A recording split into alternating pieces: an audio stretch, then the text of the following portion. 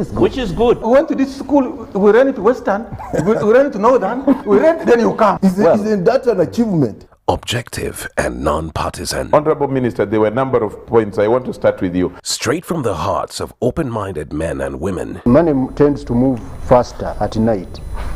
So when people are not counting, Don't take it for granted. Candid and authentic. Because Uganda is not Thailand. That's not correct, and we should stop that kind of mentality. So what I'm saying That's is a trick question. Don't answer. I'm not getting into that. I'm not getting into that.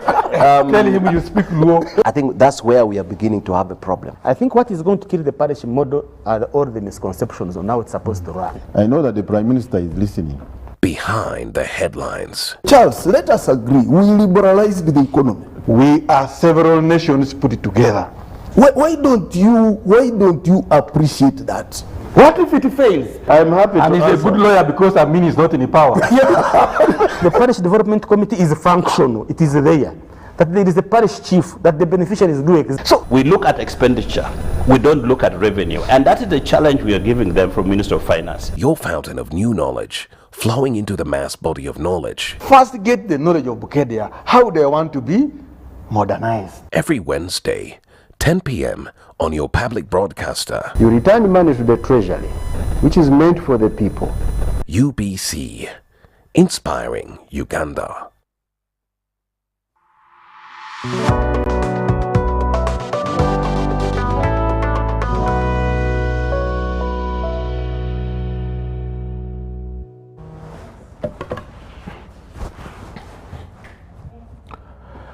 A very warm welcome this evening, and I want to welcome you to this edition of Behind the Headlines, this 10th of August 2022, and this is Behind the Headlines, and we this evening are going to be looking at the lessons from the Kenyan elections had yesterday and the 9th of August.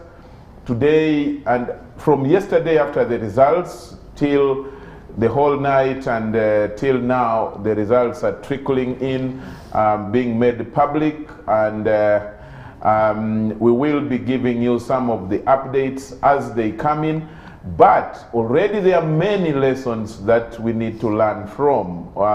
Kenya is our economically our biggest neighbor, and socially, culturally, historically as well, and is a member of the East African community. Same peoples really, but we need to discuss elections are had across, you know, the neighborhoods, and we need to be discussing today the lessons that we are picking from there. To have this discussion, we have from my extreme left the Honorable Lydia Wanyotto. She is, I think for the sake of this discussion, she is a two-time former member of the East African Legislative Assembly. Currently, she is a board member of the National Planning Authority, but is also a member of the leadership of the NRM. She sits at SEC as leader or chairperson of the Women's League. Honorable Lydia, you're most welcome to the show. Thank you for the invitation, and good evening to our viewers and listeners. Good. Next to Lydia is Mr. Godba Tumushabe. Godba Tumushabe is Associate Director of the Great Lakes Institute for Strategic Studies, or GLIS, as many people know it, and a lawyer by profession, a trainer, but is very much in the civil society space. Godba, you're most welcome back to the show. Thanks very much, Charles. Very delighted to be here. Good evening, our viewers. And next to Godba is the Honorable Martin Ojara Mapenduzi. Mapenduzi participated in the observation of the Kenyan elections and flew back in this, last night. But after seeing through the the voting from Nairobi. Ojara is MP for Bardege Laibi in Gulu City. Thank you very much and welcome back. Thank you, Lady Charles, and good evening, viewers. Good. Online through Zoom, we are going to be joined by Council Sarah Birete, our colleague here on the show. Sarah is in Nairobi and has been for the last about 4 days in Nairobi. She is one of the observers of the election, and we want to start with her to bring us to speed. And I'm told her line got disconnected a bit. We are also expecting to be joined by Mr. Angelo Izama, a journalist and analyst. But let me start, if Sarah is still cut off, as we expect her to be brought back, her line, let me start with Honorable Ojara Mapenduzi. Let's start from the basics. Your experience of what you saw, how the election went. Maybe the last 1 week when you were there, since after the show that we had last week, you immediately left, up to when the votes took place yesterday. What sense did you make of it? In terms of organization, in terms of the quality, in terms of the preparation, generally the execution of the elections? Thank you, Lady Charles. I went to Kenya on 31st of last month, and this was under the arrangement of the International Conference on Great Lakes region. I went as an observer, and under this group we were 4 from Parliament of Uganda. So you represented Parliament of Uganda? Yes, okay. 3 members of Parliament and 1 technical officer. But of course there are many other groups that traveled, including from our own Parliament, groups under the East African Community. There are different groups that went, but I was specifically under this group. And we went through a long process of understanding the Kenya politics and the processes in preparing for the elections. And we also went through, the trainings on how we can do a good job as international observers. And so the main day came. The D-Day was yesterday. I was in Makadara, and I went to about 5 polling centers. In Kenya, they call them polling centers, but each polling center would have so many polling stations. So you may find 1 polling center with about 4, 5, 10, and more. Polling stations. Like I went to one that had about 18 polling stations, depending on the number of people and all that. So the exercise went on, and I have a lot that I can share. But for this evening, I'm not going to speak on behalf of the International Conference on Great Lakes region. I'm not going to speak as an observer. I am going to talk as a panelist in this program, because I'm not competent enough to speak on behalf of the observer team, the ICGLR. I'm not speaking on their behalf, and I need to make this clear. So whatever I'll say will not be based on just your experience as yourself. Yeah, exactly. Yeah. It's purely from me. I like imagine the disclaimer is very strong. I know. Because I enjoy disclaimers, I'll not attempt to speak on their behalf. But I think you must have a spokesperson somewhere. Yes. And the spokesperson might be watching, so Honorable doesn't want to. Not necessarily. I have to respect how our institutions operate. Yes, true. There are protocols to follow, and so that is it. But as a panelist, I will tell you, Charles, and viewers, when I went to Kenya, my #1 target was to understand first where Kenya is coming from as a country, their past experiences, how they have had previous elections, what lessons they learned as a country. And I can tell you, A lot of things happen in Kenya, bad stories that happened in the past. But I think Kenya as a country picked that very seriously and learned from those experiences.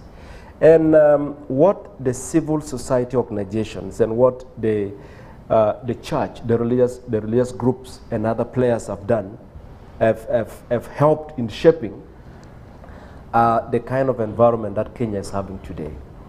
And so looking at what happened in 2007. What have they done exactly? Even if we just get a glimpse of that, there will be some of these other sporadic experiences coming. The civil society, the church, and different groups did a lot in creating awareness, did a lot in advocating for a peaceful election, did a lot in educating the population that, you know, it's not the end. It's not a matter of life and death. It's, and I interacted with quite a number of Kenyans, and they say, you know, by the way, Uhuru, Ruto, and Raila are friends. Yeah. So even when we want to fight and kill ourselves, these guys are friends. After elections, they are going to shake their hands. You never know, maybe even this evening, they're having tea somewhere. Yeah. So it has helped Kenyans to begin looking at politics different. They know it's not about creating enmity. It's not about breaking the country or fighting. And so there is that sense of deeper understanding of how politics should be looked at, but also how the electoral processes should be looked at. But also I think government... Were they using their spaces which are, like you talked about the church, were they using the religious leaders, were they using the church? The civil societies, what spaces, you know, were they using media, were the spaces, or or social media? What I got to learn is the kind of environment that has been created by the government of Kenya that allows different players to participate, to actively participate, but also to create that sense of ownership. It's when you interact with the civil society and the church leaders in Kenya, you know, it's not a favor to be given an environment to educate people. It's a right. They know it's their duty. You don't need to be regulated by somebody to get out and preach the spirit of unity, of you know, loving one another and being peaceful, and that has worked. No. So when you see what happened, did you meet some local people? Did you engage with the local people, yes, the voters?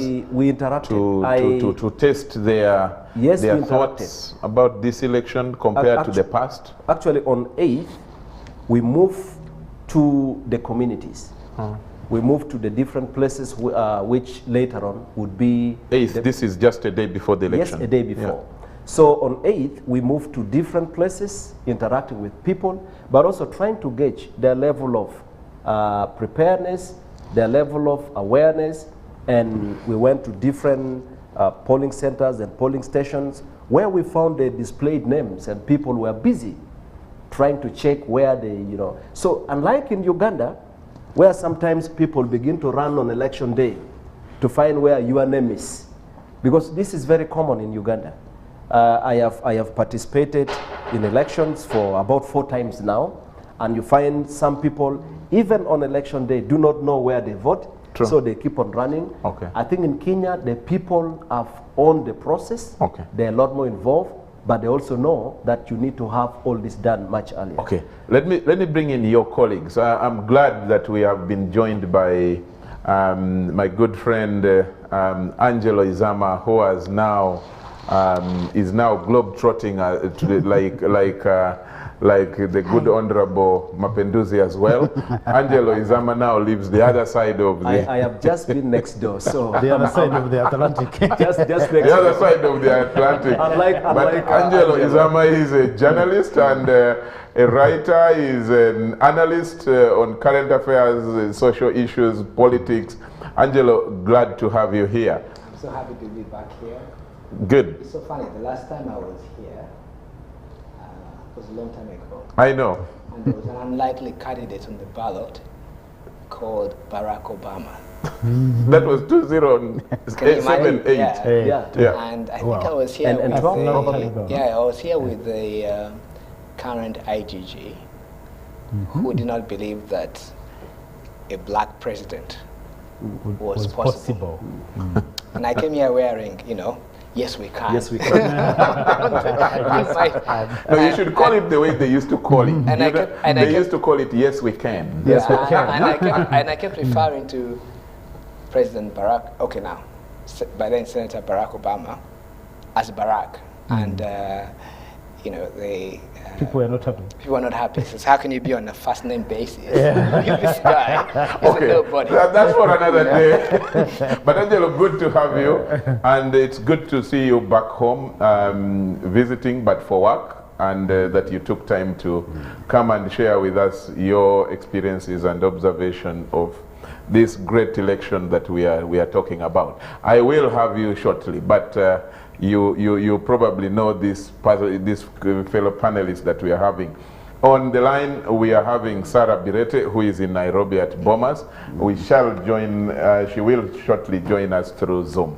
But Godba, I want you to pick from what Mapinduzi says, the message of peace, and the flair with which maybe the Kenyans have done it so far. And we have got to put a disclaimer as well, because the process is still going on. Yeah, that's right. The last time they had some madness in 2007-8, it started after the announcement. You remember that announcement, the very controversial swearing in of now late President Kibaki, which was done from State House. And then the madness started. So while we are really praying and hoping and optimistic that the process should be foolproof, should be very peaceful to the end, we can still discuss so far that it has been really, really good so far. What is your impression of that, Godba? And we can even start comparing. Yeah, no, I think just to build up on the experience that Martin has just shared with us, I hope, Martin, you don't mind referring you by your first name.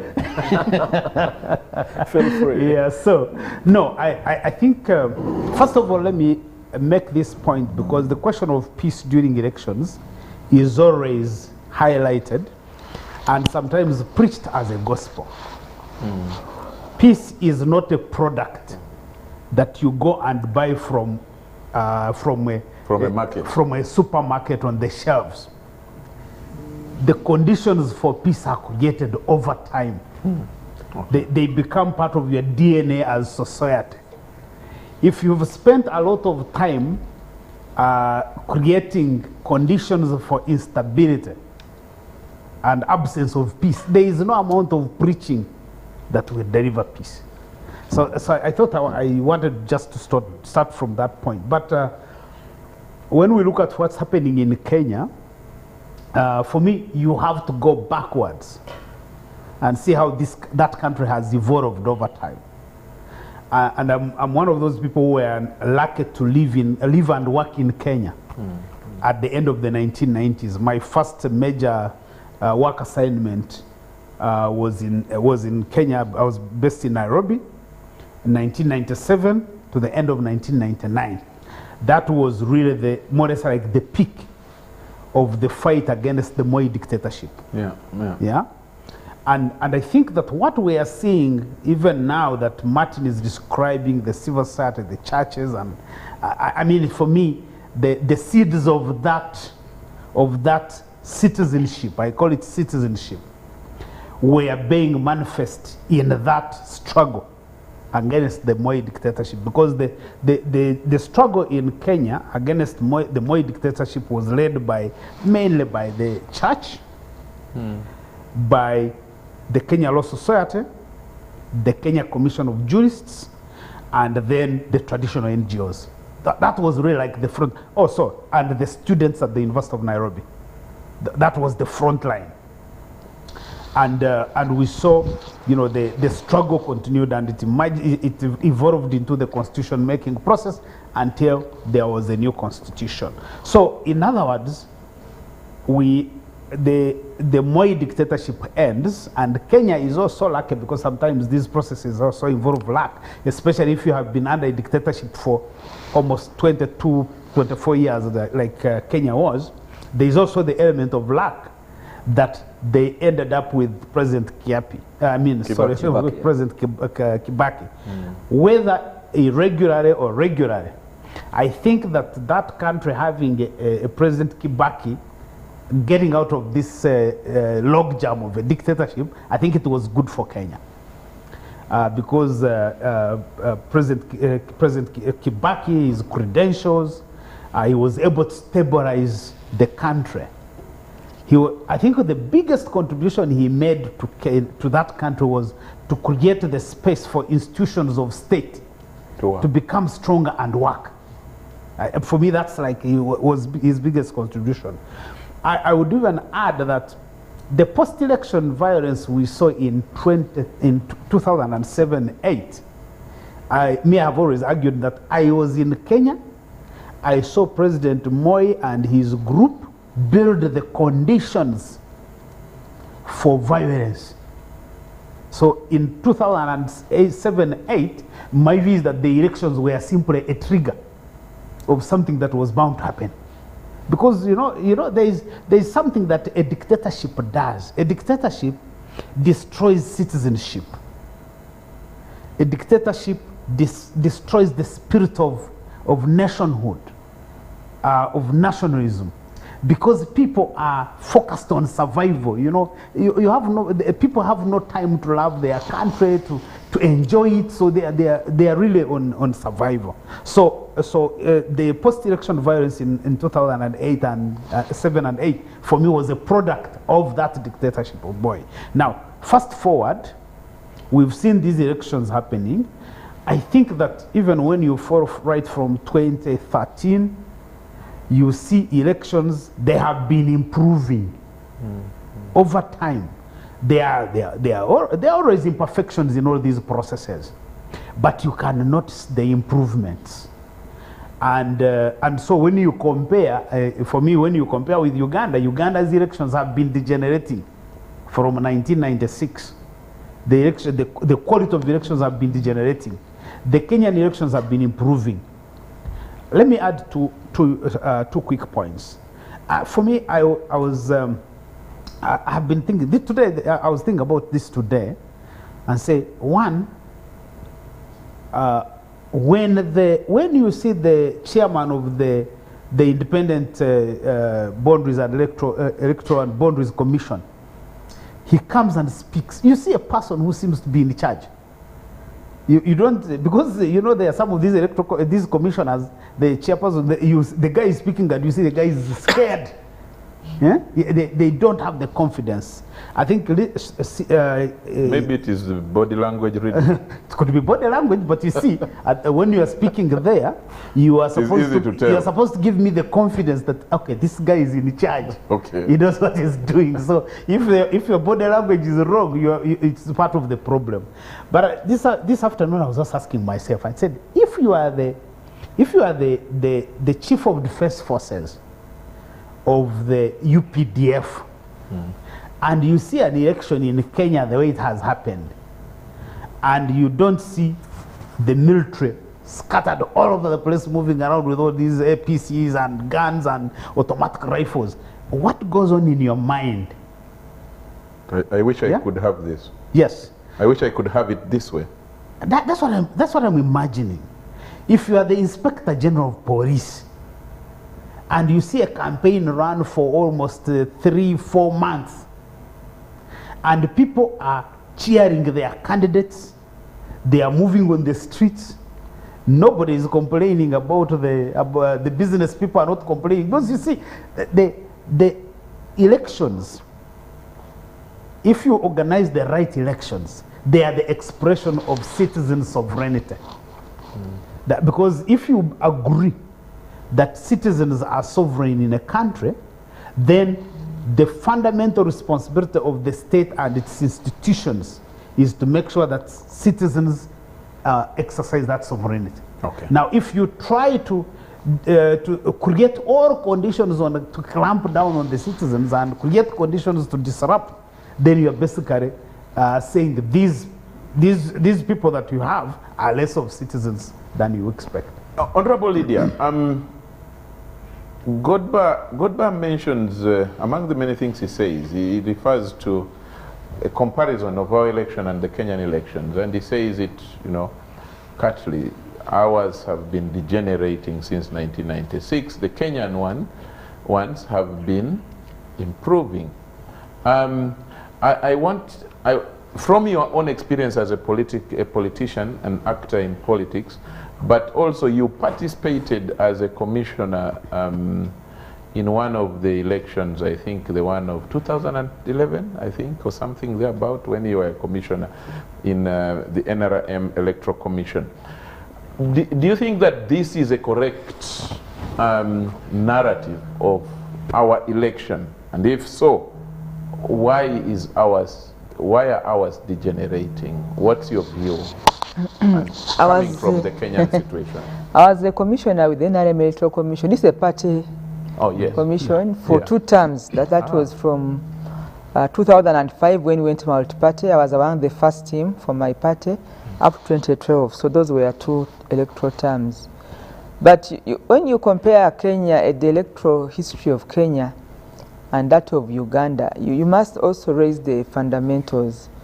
Because really, Kenya has not had, since independence, there has not had a history of complete breakdown of conflict and a rundown state like Uganda had. So really, to talk about governance and electoral processes, we picked our pieces after 1986. And then we had the talk about a semblance of a constitution, which we have now up to today, despite the amendments in 1995. That's what we are talking about. But remember that Kenya, since independence, they've not had a history that we've had. They've had succeeding presidents. You remember there was President Jomo Kenyatta, who was followed by Moi and followed by Kibaki.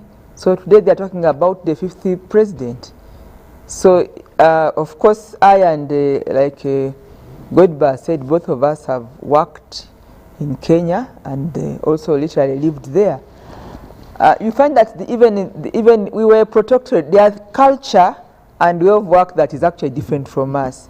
While we were protected, there's a lot of colonial culture or way of work in Kenya. And also Kenya, people forget, if you describe Kenya, Uganda who say Kenya is just like Uganda, we are pygmies. We are not. It is East Africa's biggest economy. Yes. Whether you like it or not, it's a fact. It's the biggest economy in East African community. It is the international community hub. The UN headquarters of our region is housed in Nairobi.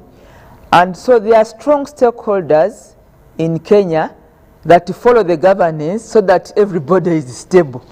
A stable Kenya is stable for the region. It speaks to the stability of the region. We are land-connected country. It is our gateway to the inside of the country. So the stakeholders, I mean, there have been messages.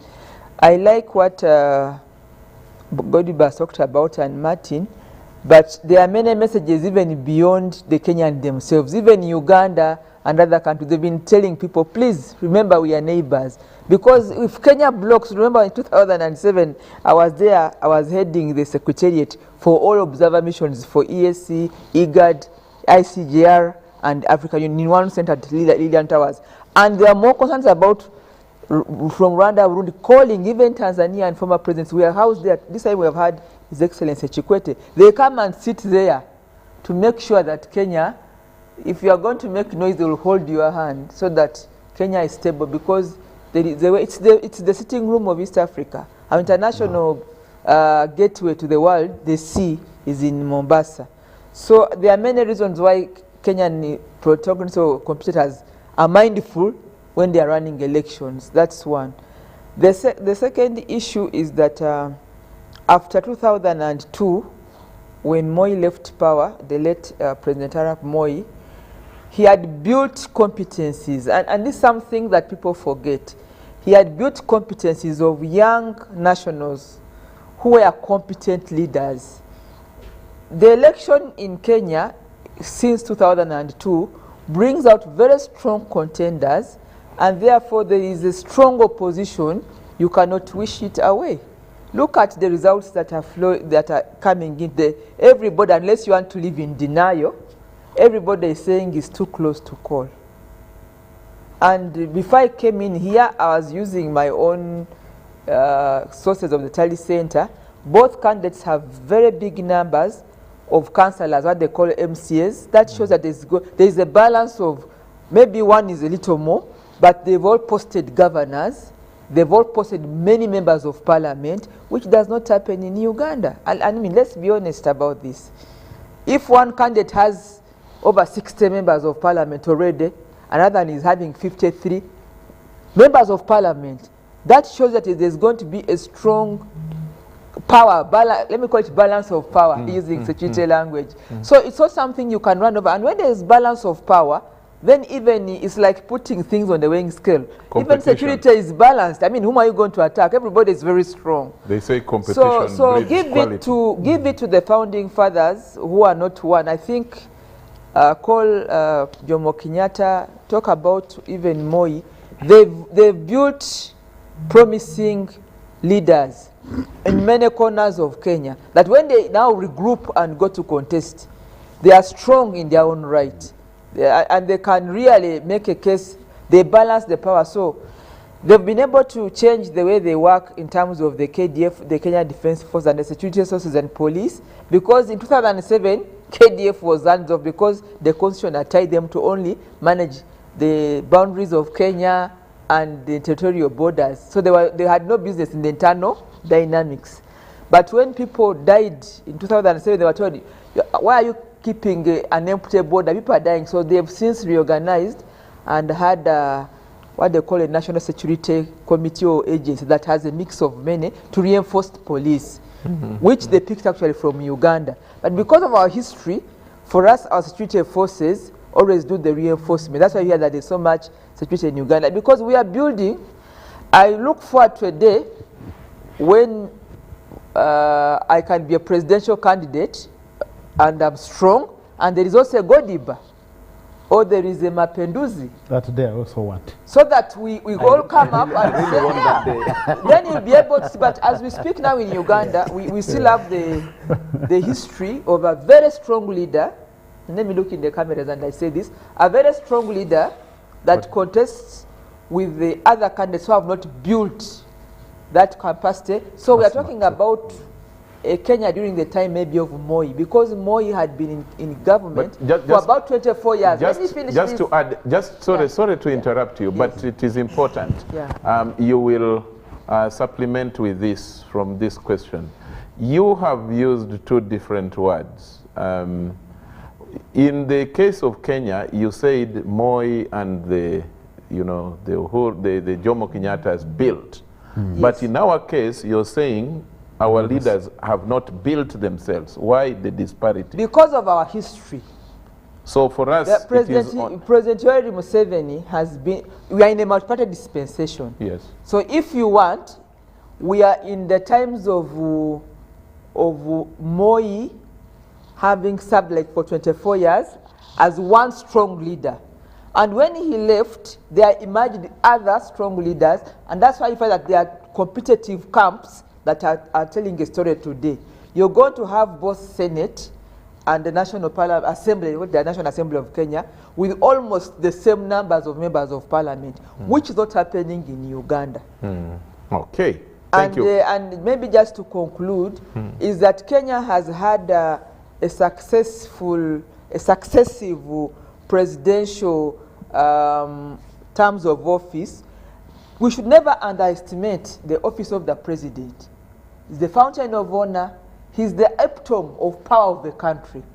He's the fountain of honor. He's the commander-in-chief. He's the back ends with the presidency. Chairman of and therefore, if you have the time of President Museveni, who has been now in power since 1986, it's very difficult for you to compare an election with him with so much statesmanship over that time, It is what happened in Kenya until they changed the constitution to remove Moi.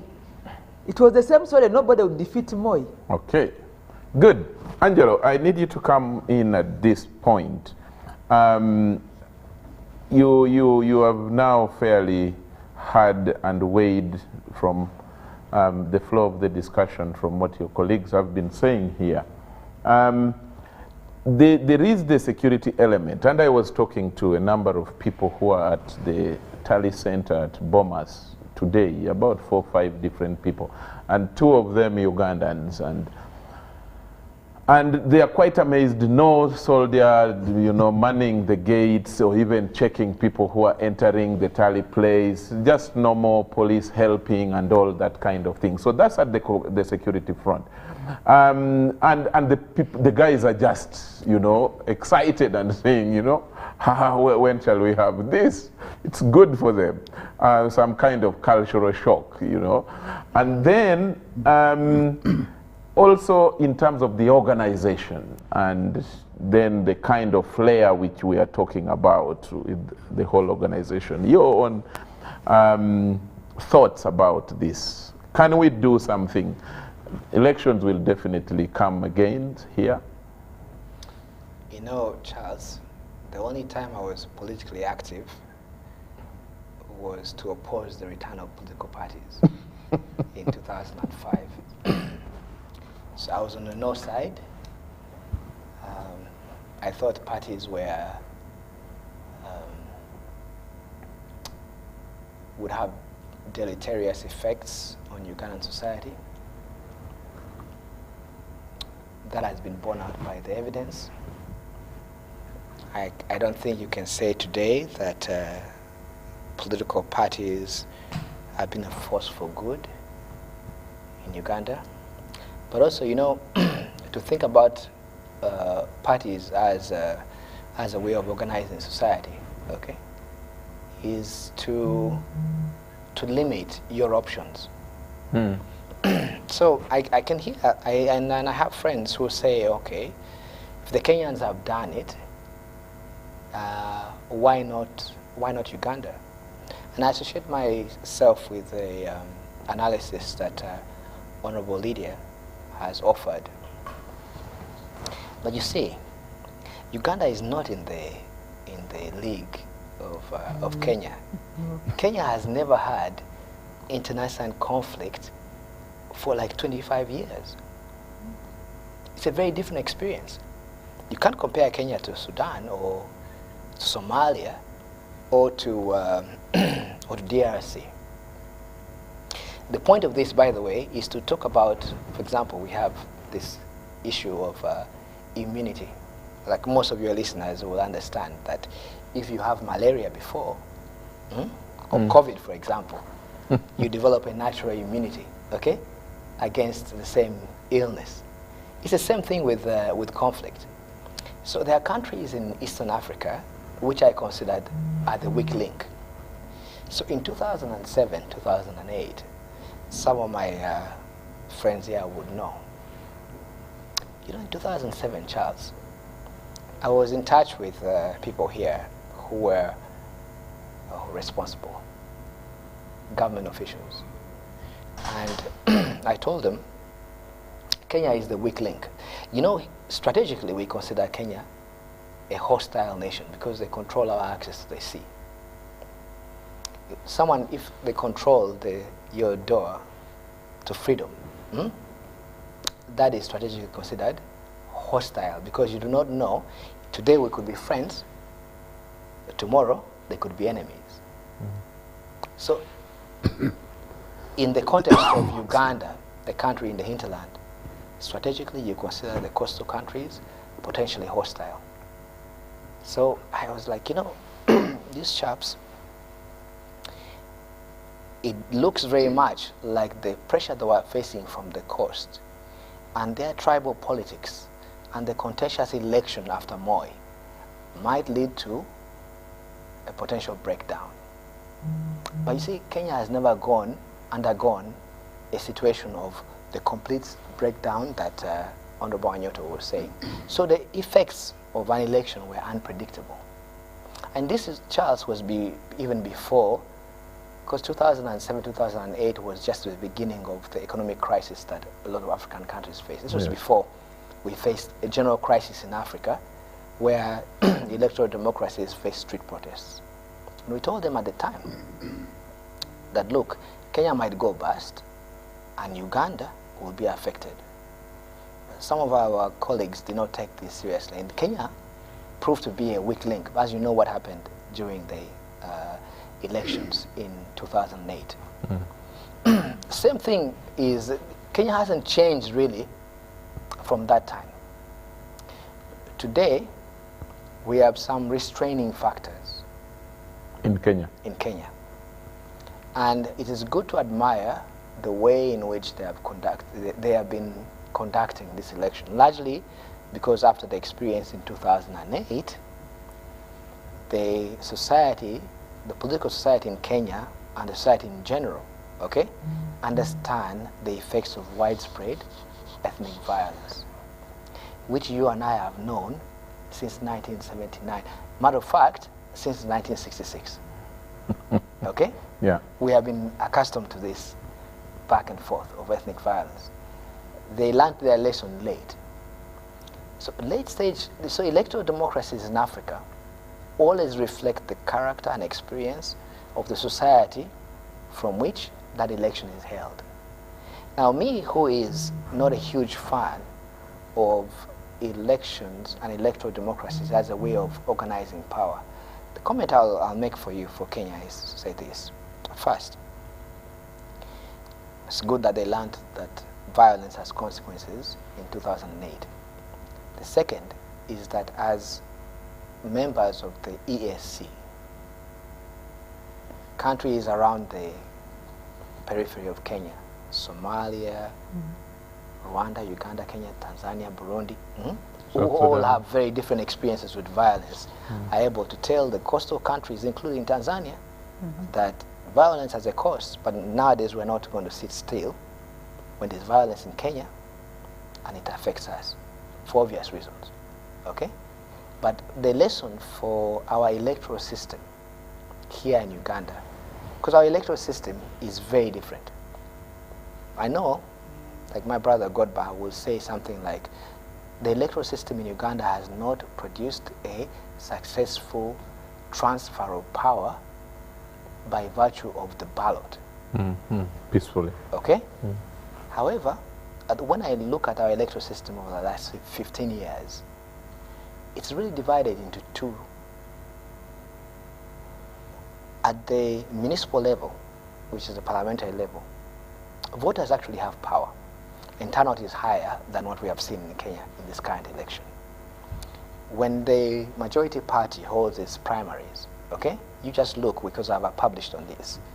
Participation in the majority party's primaries, often, this is the election within an election for the NRM, for the last 3 elections. Voter turnout is high, okay, but also, over the last 3 electoral cycles, incumbents have lost higher. So every election, it increases. It increases. The attrition. In fact, Kenya, for the first time, is experiencing the incumbent syndrome. The attrition rate has gone up. Has gone up in Kenya.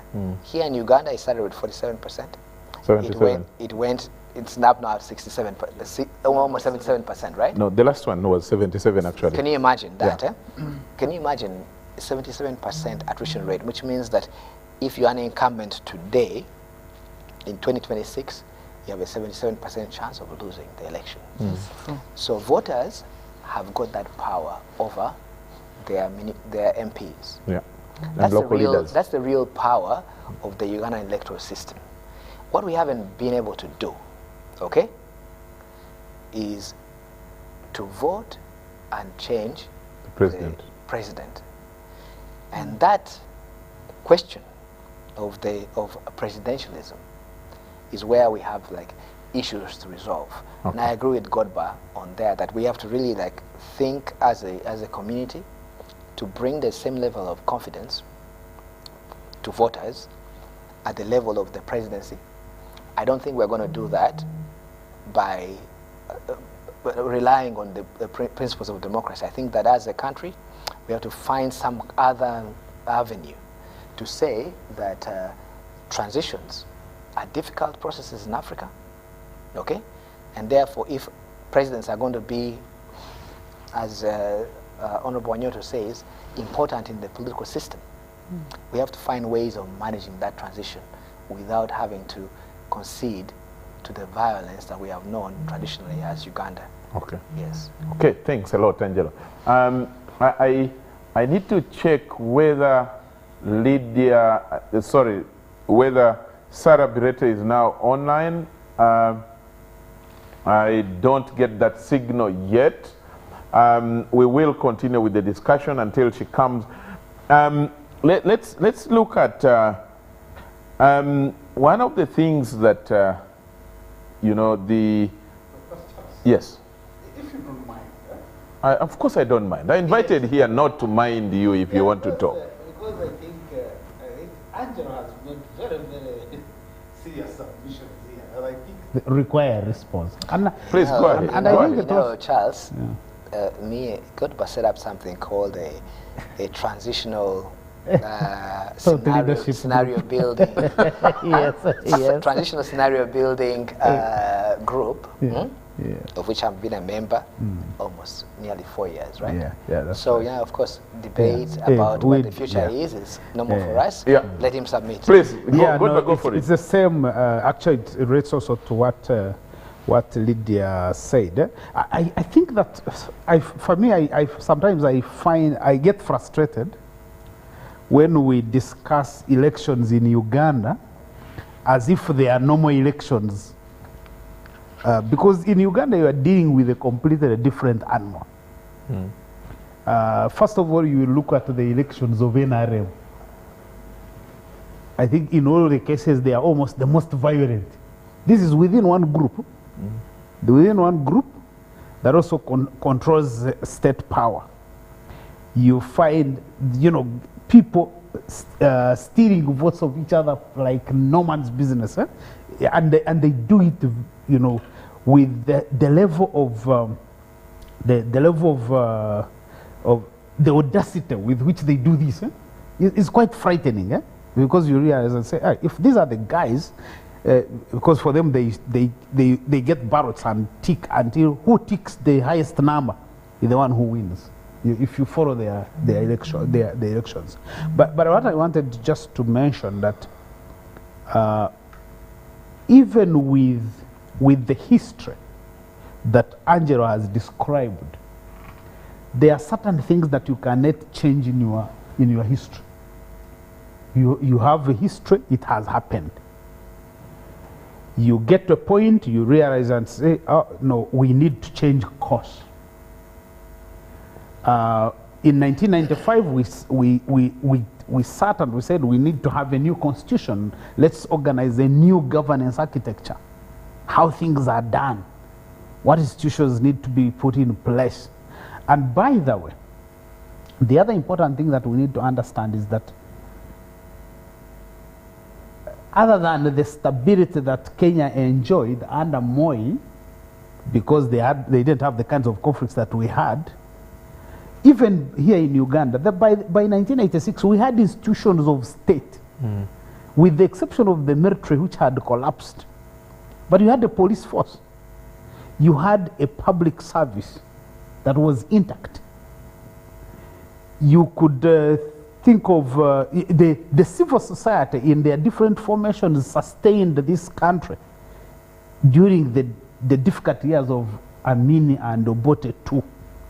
So in other words, the vestiges of state, the institutions of state were there, save for the military. I think that one of the challenges that we have, which also affects how our democratic processes have emerged, is that a part of Museveni's ideology and the group that came from the bush, I think, understood that for you to stay in power longer, you have to demobilize those institutions. And we've seen how the current regime has basically demobilized the police, handed it over to the military. We've seen how they are moving to get the army almost to run the public service. And you can see all those kinds of things. So while I sympathize with Angelo's point and Lydia's on the institutions, I think that the problem is not so much that these things had collapsed, but the fact that we are consciously demobilizing those institutions that actually would be the foundations or the pillars around which you build. I think for me that's really the crux of the matter. Let me make just one last point here. I believe that the introduction of multipartyism, it was an I think it was inevitable. There's no such thing. There's no such a thing. Okay, so it was a conscious decision. It was consciously taken, planned, executed. Yes. First of all, let me say, as a black man and an African, okay, I would never say something like introduction of multipartyism was inevitable. That's like saying colonialism and imperialism were inevitable. No, they were not. There were no choices that we had, okay? They were imposed, okay? There were no choices? There were no choices that we had. They were imposed, okay? That is too, you understand, again, it's imposed. Yeah? Yeah, it's like saying, you see, if it was inevitable, it is to suggest that democracy as a system that began amongst the Greek states, okay, was always destined to spread around the world. Godber here used the word dictatorship, right, Honorable Odongotho? The most successful dictator comes from Rome. Cornelius Sulla was the first Roman dictator. But remember, in the Roman society, that's also considered the birthplace of the republic. Republic refers to res publica, the public thing, okay? But Cornelius Sulla was a populist. The Romans, by popular edict, appointed a dictator to suspend public rules, the democracy, okay? So that one magistrate would protect Rome from Rome's enemies. That's the source of the word, the dictator. Of course, we associate it with Julius Caesar now, and Augustus after the adopted son of Caesar. But you see, Charles, the reason I raise that is that nowhere in the history of the world has anything to say that that system there was inevitable to us. Why? If we had been left alone, would we have chosen that path? No. In the same way, by the way, I extend that analysis, okay, to the way we have interacted with the political systems that have been imposed on us. There is a reason, by the way, that I opposed the return of parties, which is because that contact we had with the political systems that had been imposed on us had to be ameliorated by our own social systems. And for me, by the time we got to 2005, I do not think that Ugandan society was actually ready. In fact, contrary to what Godber says, because our families who were colonial civil servants, like I come from West Nile, Moyo, most of the so-called creme de la creme of our society, the men were either dead or in exile. There was no functioning social system, because that social system, by the way, had already been birthed by the early colonial project. We were not in a situation where we could even say that Ugandan ethnic groups, tribes, social systems would be in a situation where they could absorb this so-called democratic experiment. That was my opposition to it. And even today, I think that over the last, since 2006, that election, okay, our political, and I'm sorry for Lydia here, okay, and our, my brother there, but we have got politicians who are performing democracy, okay? And they are simply, you know, in that they have been preaching democracy as a system that expresses the public interest, but in fact, it's just a performance. If we had time, Charles, we could go into the real internal structure of Ugandan society. When you walk out of the studio, what the ordinary person thinks about their governance, it has nothing to do with the votes. Okay, yeah, but I can conclude. I just wanted to. Would you like him to first conclude? I can conclude the thought, because you see the thought that I was making. You see, while I fully agree with you, Angelo, I think you are trying to. I think you are theorizing a lot about this thing. Eh? That's the hard work. Yes, that's the hard work. That's the hard work. So here we are not discussing theory. No.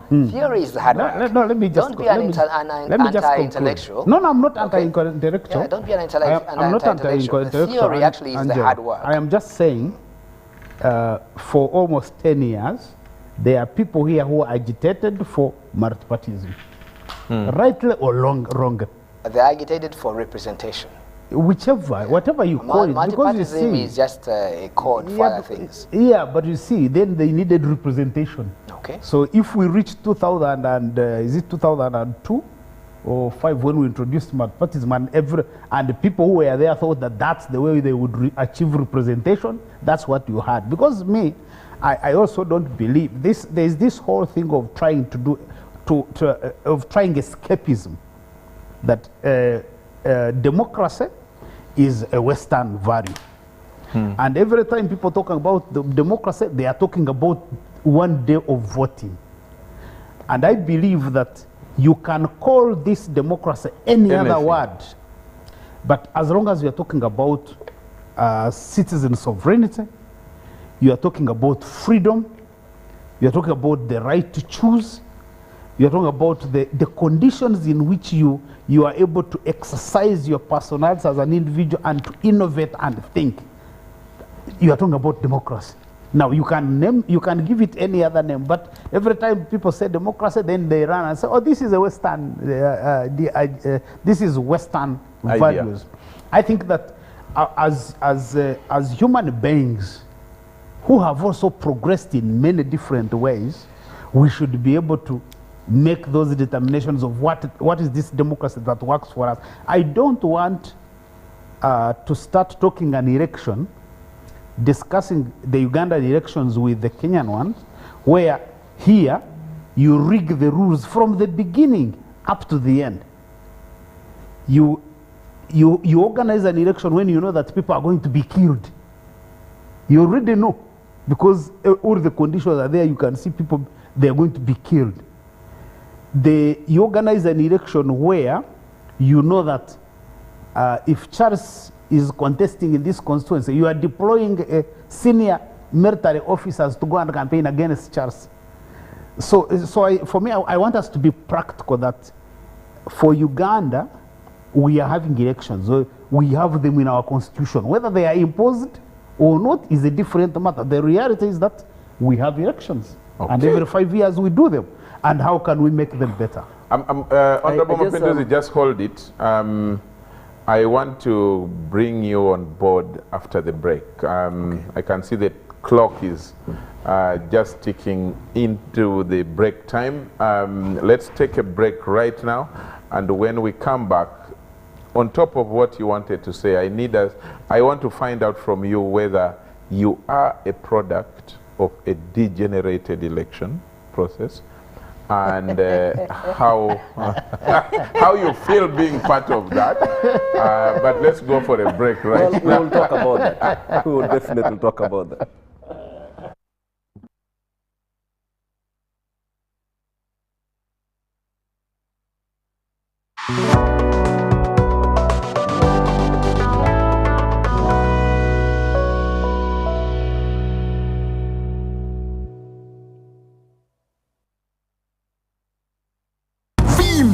Ni M10 Kabode Super as you pay mpola for this smartphone. Make calls, update your WhatsApp status, watch YouTube, and Google anything under the sun with 2 GB worth of data every month for 7 months.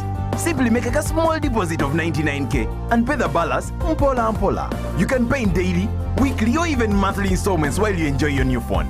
So what are you doing today? Visit any MTN shop near you and get the MTN Kabode Super easy.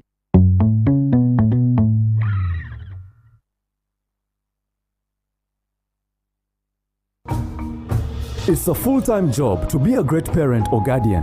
The decisions we make impact their lives forever. And getting a birth certificate is one of the most important ones. All you need to do is get a birth notification record stamped by a medical officer from the hospital where the baby was born or from the sub-county chief in case it occurred at home. Go to the NERA offices in your area and present the notification record, copy of parent's ID and bank payment slip of 5,000 Ugandan shillings for citizens and $40 for non-citizens. Fill NERA Form 3 while there and a birth certificate will be issued to you. Please note that birth certificates to refugees born in Uganda are free of charge. For more information, visit the NERA office closest to you or call 0800-211-700. This message is brought to you by NERA. Oh, Susan, I want to propose to Rose. Yes, and this time I am serious. Have you guys had sex? Duh, of course. And have you had sex without using condoms? Hey, Nga, you're curious. I'm more concerned. Are you having sex with other people? Hey, hello. Is this an interview or what? No, just things you should think about. Do you know Rose's HIV status? Okay, this is serious. Should I be worried? It is actually serious. Do you know your HIV status? I think I am safe. Many times we get into situations that put us at risk of HIV. However, the first step to ending HIV is getting tested and knowing your results. It's Time Up HIV. Call 0800-211-046 or text 8080 toll-free for more information about how to prevent HIV. This message is brought to you by Ministry of Health with support from USAID. Enjoy more GBs for the same price on Airtel. Shareable using to Gabonais. We have increased GBs across all your favorite packs. Now, 4 GB is at 10,000 shillings and 10.5 GB at 22,500 shillings, all valid for a week. For the heavy data users, enjoy 24 GB at 50,000 shillings and 50 GB at 100,000 shillings, all valid for a month. Dial *175# or use the My Airtel app to buy these and more affordable weekly and monthly data bundles on Airtel, the smartphone network. National Council for Higher Education will hold the 4th Annual Higher Education Conference on the 14th and 15th September 2022. The conference theme is Enhancement of Teaching, Learning and Assessment with Ordeal in Higher Education. The guest of honor will be the First Lady and Minister of Education and Sports, Honorable Janet Kataha Museveni. The conference will be held physically at Hotel Africana for only invited guests and open to online participants via Zoom webinar that will be shared under the events section at www.unche.or.ug. The keynote speakers are Ezra Nazim, Senior Fellow of Higher Education Academy UK, Professor Henk Gerald Sola, a Dutch organizational theorist and Emeritus Professor of Business, Engineering and ICT at Groningen University, the Netherlands. The National Council for Higher Education is receiving papers from researchers and scholars for publication in the Uganda Higher Education Review, Journal of National Council for Higher Education. For more details, send inquiries to cmuhumuza@unche.or.ug, info@unche.or.ug, or call 0783 040024 or 0704 800926 plus 256 39 32 62 140/4. Do you need data collection services, data analysis and reporting, monitoring and evaluation systems? Then contact Multi Technologies, a professional research firm that has provided many organizations with timely research solutions for over 15 years. For more information, visit www.mt.co.ug or call us on 0704 913 399 or 0782 602 963. Visit our office in Kampala at Sayuni Complex in Tinda. Mood Technologies, your professional research firm.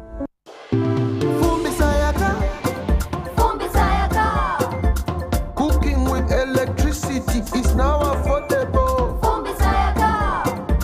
Cook your beans. smoke. Sayaka. Cooking with electricity is now so affordable with the Fumba tariff set by the Electricity Regulatory Authority. With the Fumba tariff, you can now buy up to 70 units of Yaka at a reduced price of 412 Uganda shillings per unit after consuming your first 80 units of the month. For more information, contact the Electricity Regulatory Authority on 0200 506 000.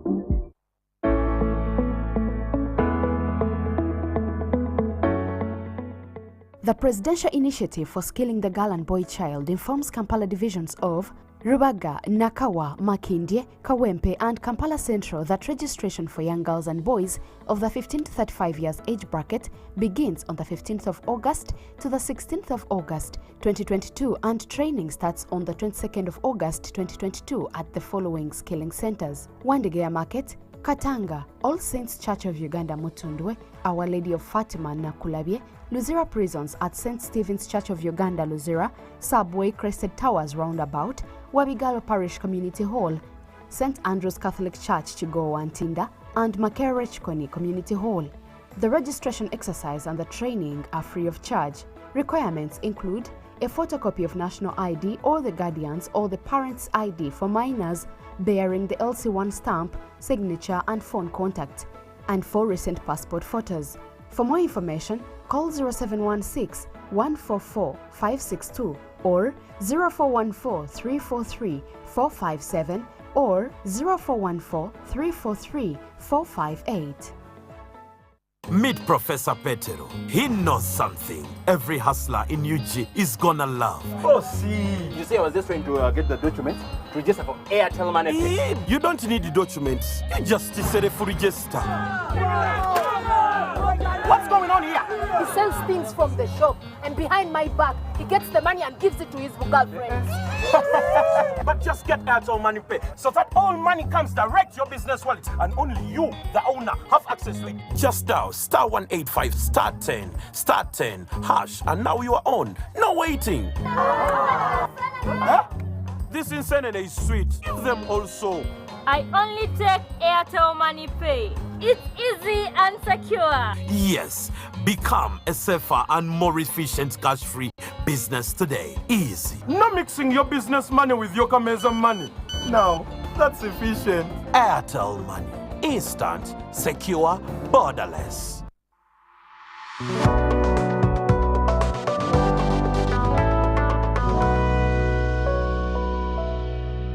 Time allowing.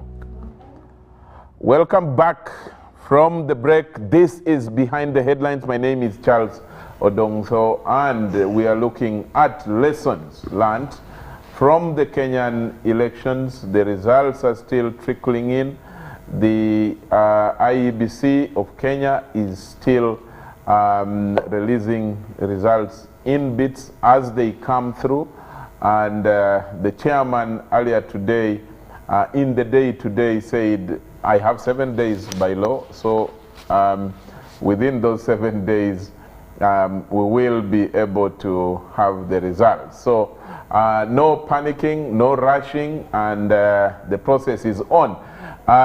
We have Honorable Lydia Wanyoto, we have Angelo Izama, we have Godba Tumushabe, and Martin Mapenduzi in the studio, and on Zoom from Nairobi we have Sarah Birete. Sarah, we have been missing you since the show began, and we had wanted to ask you to give us a quick rundown of maybe in 2 minutes or 3 how the process is going so far, what your reflections of the process from that clause is. Sarah, you're welcome.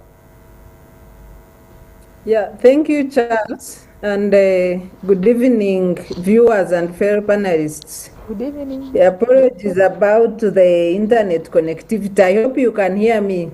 We can hear you well, Sarah, and Lydia is saying good evening. Yeah, thank you. Hi, Lydia. So briefly, I think what we have been able to observe in Kenya, we had both long-term and short-term observers as the East and Horn of Africa network of election observers. The long-term observers were our hosts, the ELOG, the Elections Observer Network of Civil Societies in Kenya, and we partnered in the observation exercise. And the short-term observers include delegations from Uganda, South Sudan, Tanzania, and Ethiopia.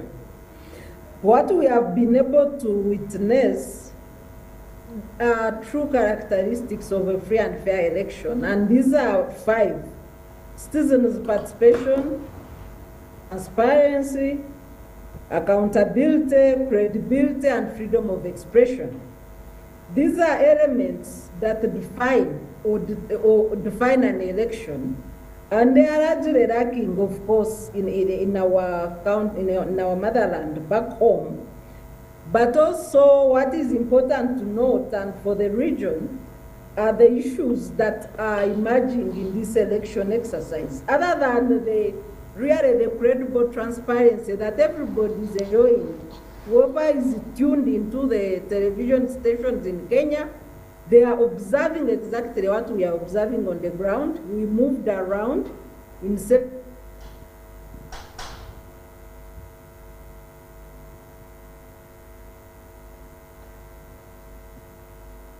Yes, Sarah. Yeah, free, the citizens voting freely, the professionalism of security forces, nobody arresting opposition, nobody kidnapping and tear-gassing people. The forces in Uganda are watching. So the key issues that I would like to say briefly, one is that a total of 77 observer missions were accredited, bringing to a total of 18,000 observers. The second issue is the high-spirited but peaceful contest at all levels of the election.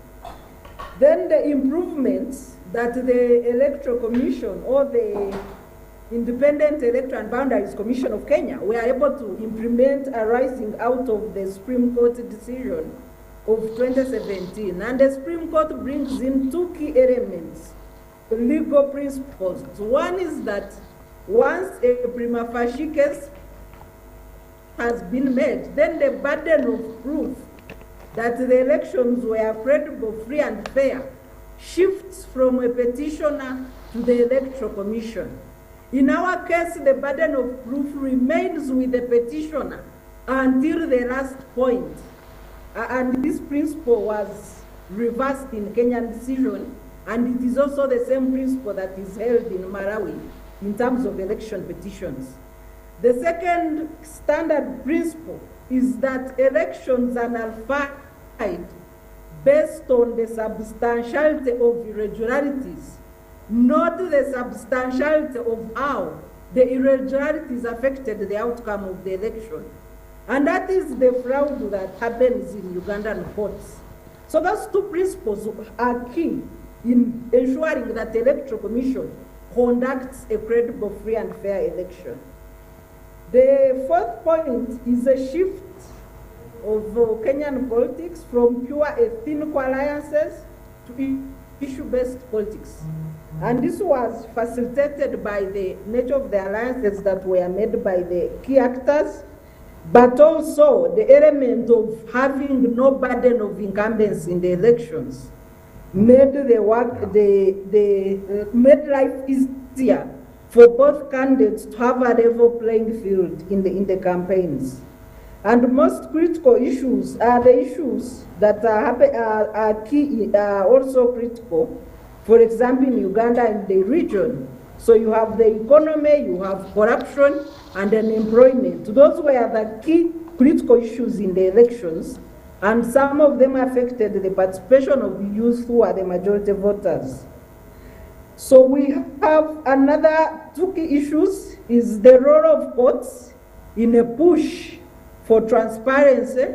Courts have kept giving rulings until the last ruling that came on the eve of voting, which I think disrupted or could have discouraged the turn-up of voters on the use of manual register.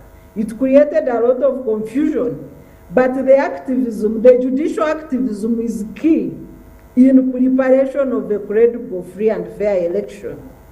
And then the element of auditing the register, the role that KPMG played in ensuring that there is a credible register for use in the elections. And these are some of the issues that you can never find in our elections in Uganda. And I hope that we are able to benchmark and carry forward the good elements of the elections. But largely from where we are standing, Charles, it is a free, transparent election. Even at the Bomas where I have been in the morning, everything is as transparent. All the forms are on the website. Everybody can tally their results wherever they are. Media is allowed to tally. Political party candidates are allowed to tally. Civil society is allowed to tally, and we have our results. So that kind of practice should be enabled in other countries. Okay. Thank you. Thank you very much, Sarah. Thanks for giving us that rundown.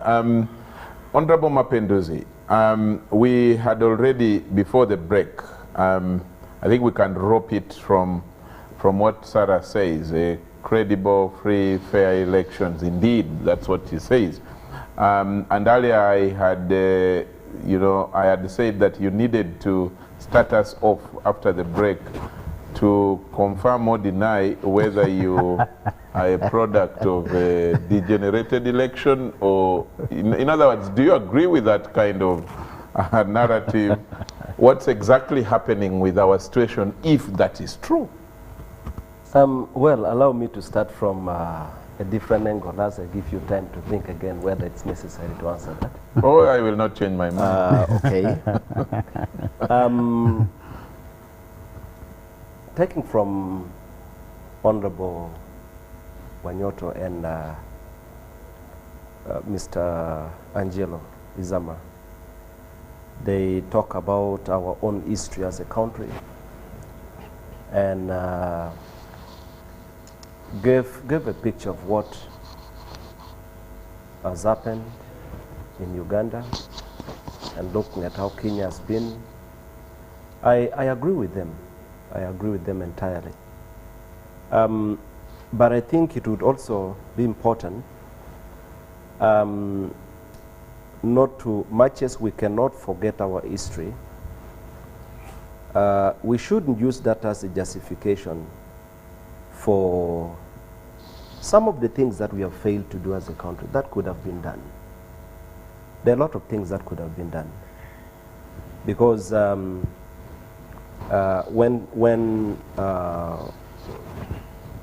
Mr. Godba Tumeshabe, yeah. Yes, I keep on struggling with that. I just focus on the I think today I did just it well. do Godba. Godba, yes, exactly. Yes.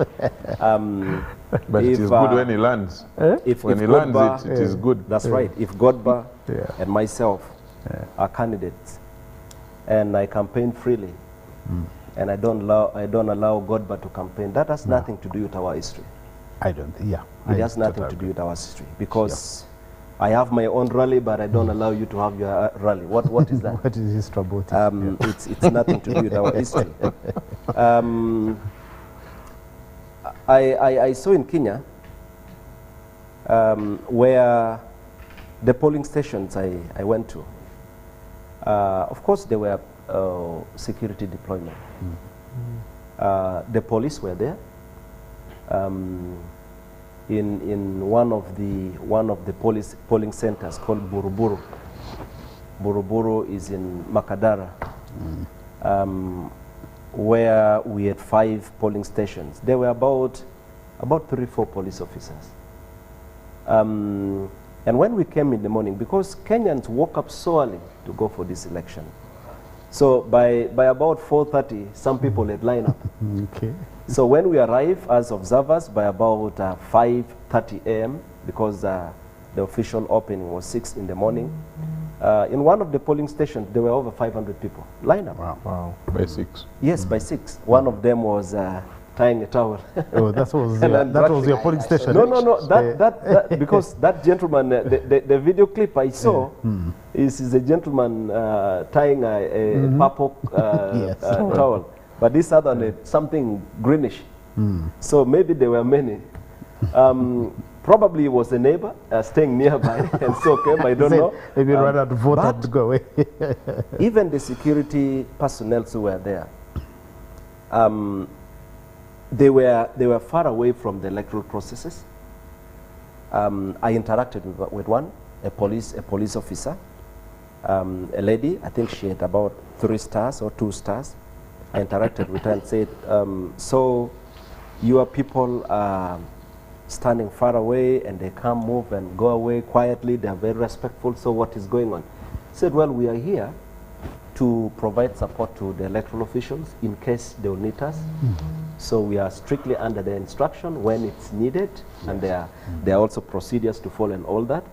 And the people who were there behaved as if there was no police, or the people were very peaceful. It went on so well. And that is the kind of environment we would love to have everywhere. And so I think, but the other thing that we also need to take serious is that this Kenya's election is not the best. We are not going to say it's better than everything that we have as a country. There are things that we do better, much better. And there are also things that we experience in the same manner. Like in the morning yesterday, there are polling stations where people got frustrated and walked back home because the machines have failed to work. We went to, and when we arrived, of course, some people think the observers can make things, make rain come and do that. So when you arrive, some people will welcome you with a lot of bitterness. We are being frustrated, this and that. And then you get to know the systems are not working, they're struggling and all that.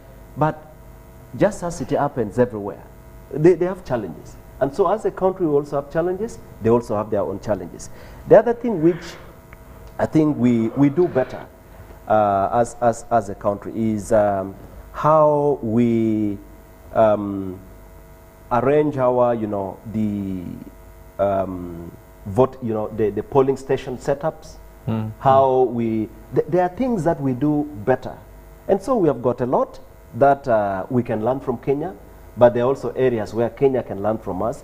But the main components of electoral processes, I think Uganda as a country has got a lot to learn from Kenya. Okay. Now you want me to answer the other question? Yes. I'm not sure you remember the question. No, I do. Of course I do. Whether you are a product. It's like of a certain kind of election quality. I'm not sure whether you're also a product of this same election. Because then all of us we are many. It is well, just to answer you briefly in relation to the question you have put. As a country, we need to admit that we need to do much more and we need to do better. Unfortunately, there are people who are beneficiaries of some of these irregularities. So there are people who will not be able to willingly.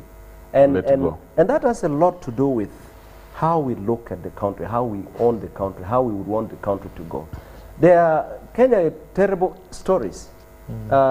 Much as Honorable Lydia said, Moi Buell Foundation did, and yes, they did. But a lot of terrible things happened during Moi's time. A lot of that. The space was not as we, the Railas got locked in and, tortured.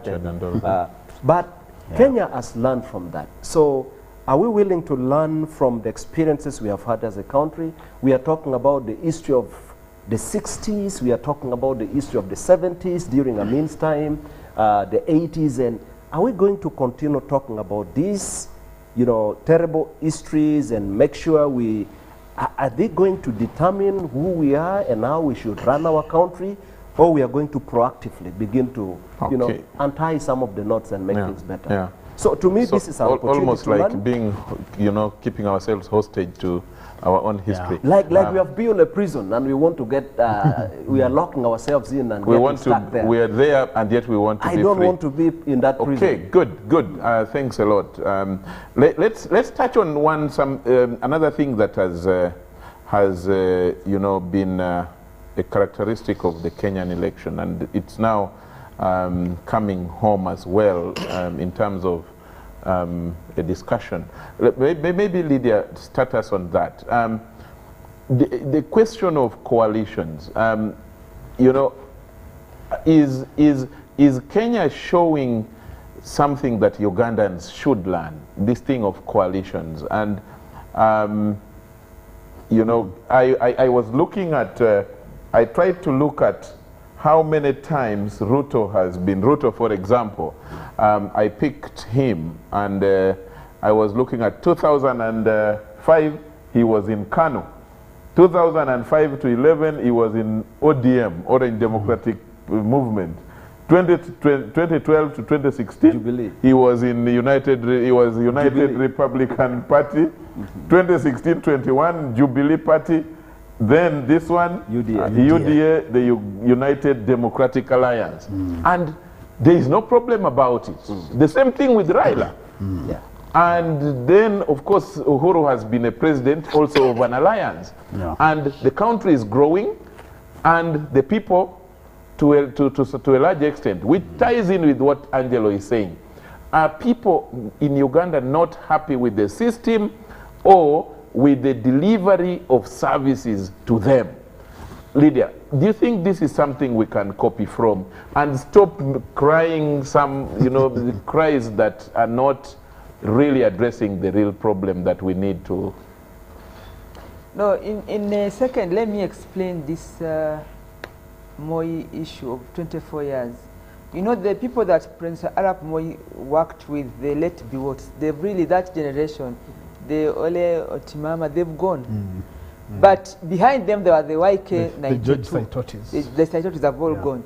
But below them, there were these ones who were holding files, like how I've been holding files with others. The Rutos. Yeah, the YK 92, the youth who had just left university. That group was nascent. They were holding the rope on statecraft and state power. And every community, they are there.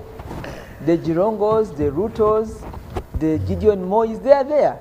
So as soon as President Moi moved on with his old guard, this guy sprang up. And that's why, like I've said, that there is balance of power, except for Raila Odinga, who is of the advanced, relatively advanced age. The rest who are political activists, these are young people who came up, but they had been members of parliament, they had been working through the political offices of these big guys. But also, what defines Kenyan election is the economy of Kenya.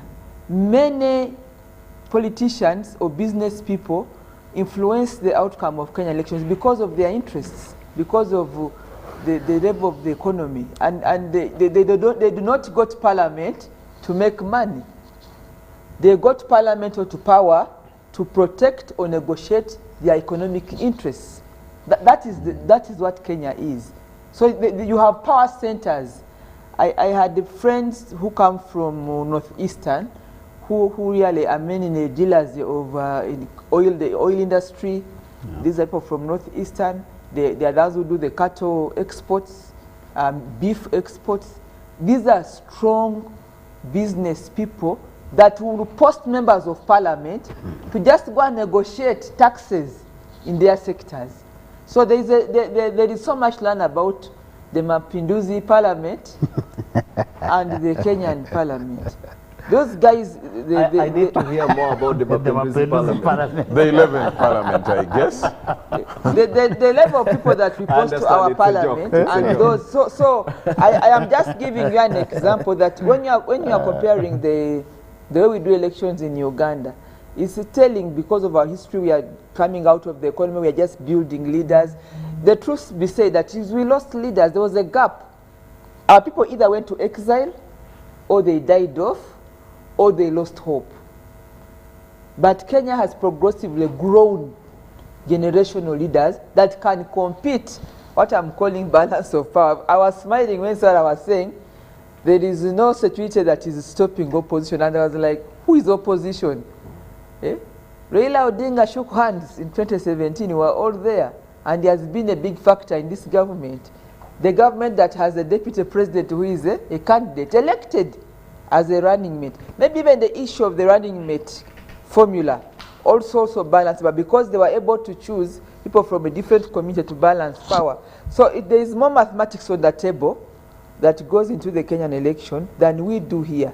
For us, Charles, sorry for interruption. I think that in this segment, feel free to interject. Feel free to interfere. But I hadn't answered my. No, just 1 second. I think what Honorable Lydia said is very important. That is also an area where we have to learn as a country, because the understanding of what opposition politics is in Uganda. I'm sure it's not going to help much if we don't understand the true concept of opposition. Yes. Because in Kenya, even those who believe, even those who are in the opposition, still remember that at some point we have to constructively engage every player and make sure we hold the country together. So when you speak to an ordinary Ugandan, what is their understanding of opposition? People think it's about, not even meeting, not even sitting, not even... I think generally politics. Let's start understanding it from politics. What is politics? I've been trying to explain that issue of national... Let me just 1 second. I think you need to respond to that question I asked, because when time is going... No, just 1 second, because it is hanging. I've been trying to explain how it is important to engage in national politics so that you grow leaders in terms of engagement and also distribution of national resources, what they call the national cake. At one time when I was explaining about we lacking the real understanding of opposition, somebody said they should do, Gaza High School should return the school fees. But now that person is in government and we are celebrating his being in government. So people should wake up, and we are living a lie in terms of that we define the opposition in Uganda. But let me answer your question. Which one was it? What was the question? I was asking about coalition politics and looking at how Kenya does it, and related to what Mapenduzi is actually saying, that the understanding of opposition, and I wanted to even extend that, in fact, do our people even understand politics? Okay, and then opposition. Then now Kenya is showing us that even with the coalition, politics, you can actually still deliver service to the country, to the nation, to your people. Is that something we can copy? I would like to compare now, to juxtapose what Kenya is to what Tanzania is. With Tanzania, they've been able to manage to grow a semblance of a strong political party called CCM.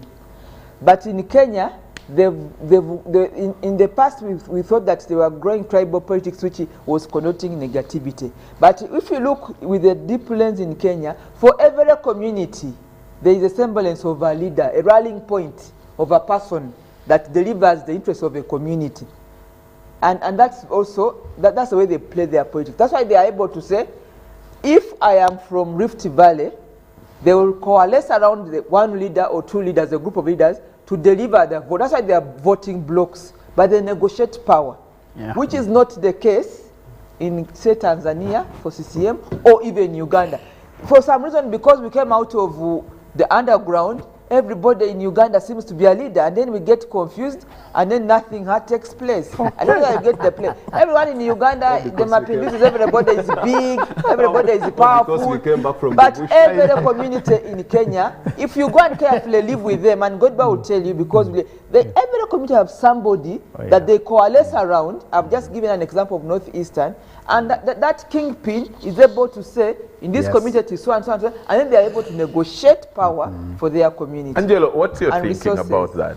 About coalition? About coalition governments. You earlier had said that you opposed the return of multi-partyism. Yeah, because the broad-based government was the ultimate coalition. It was based on everyone. Okay? And then we just threw it out like the baby with the bath water, you know, eh? And I felt that the broad-based government was a real innovation on how to contain the social forces. But listening to Honorable Odongotho, I was thinking about it here, and I was saying, you know, Kenya's liberal economy, the capitalist-based economy, you could say delivers opportunity. Because someone mentioned how Kenya has got strong institutions, and Mwai Kibaki proved it, you know. Despite winning with a narrow majority, he presided over a huge and impactful public expenditure program in Kenya that delivered roads, railways, and things like that. Many Kenyans, benefited from that. In Tanzania, while Kenya delivers opportunities, the state distributes opportunities because of CCM. Okay. It's a major distribution program based upon an understanding that equality is the basis of... in Uganda, the state steals opportunity. Actually, in Uganda, the state, because of patronage, okay, apportions. You know? So distribution and apportionment, they are different. It's very different. so distribution is where that's the rallying point. You do mass programs. That's what Tanzania is very much like. Apportioning here is where you say, you know, Buganda needs this, you know, this one needs that. For us have mudslides and disasters. You know, for us to balance. In fact, what we need as a country is to get away from the fear that I think, you know, when I think about Ugandan politicians, they assume that the future, which they describe as, you know, we need a peaceful transition, is they make this, it's very difficult to distinguish between what they're talking about. Are they talking about continuity, because that's a different subject from a transition? A transition is where you say that we just need a change, you know? We need a fundamental shift in how we do things. That's also not true. Okay? Yeah, what a transition actually means technically is a change of systems. Okay? What we talk about in Uganda today, because of our history, is the importance of continuity. That we want stability, okay? But we don't want to take a risk about dealing with the elephant in the room, that a change of systems is important. Now, your question, Charles, is whether or not coalitions, okay, will deliver a change in systems. I think that all East African countries are dealing with one fundamental problem: social inequality. No.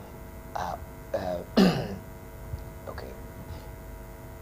Economic justice, okay, and fundamentally the sources of social stability, political stability. That's what we're all dealing with. Okay. And to answer that question from a Ugandan perspective as a patriot, I think that our current systems, certainly not in the inflationary democracy that we have, will deliver that change. I think that people who are interested in leadership, like Honorable Odongotho and Godba, you know, and Godba shouldn't run away from Godba is mistaking leadership to be only political. That's why he's running away. He wants to conceal. And Honorable Odongotho talked about living a lie. Sarah just hold on. Sarah is itching. No, Sarah is not happy that Angelo didn't mention us being interested. But Sarah is in the game. But Honorable Odongotho talk about living a lie. Godback should not run away from not live a lie. Okay, don't live a lie. I think Ugandan politicians should do the honest thing and say, okay, talk to our people. What does stability mean? Okay?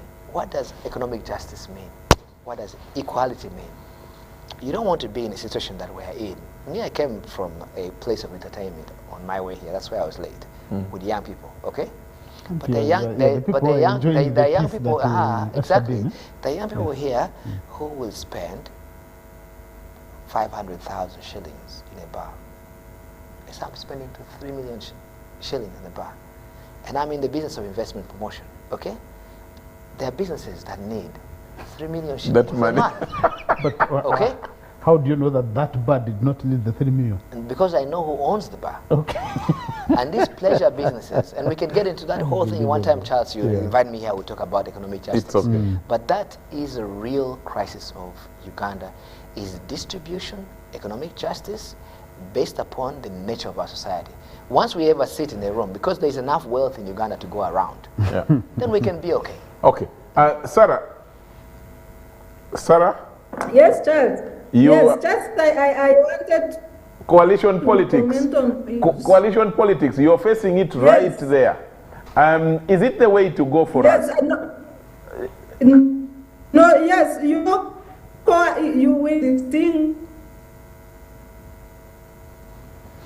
Yeah. Sarah, your line? The network is getting better.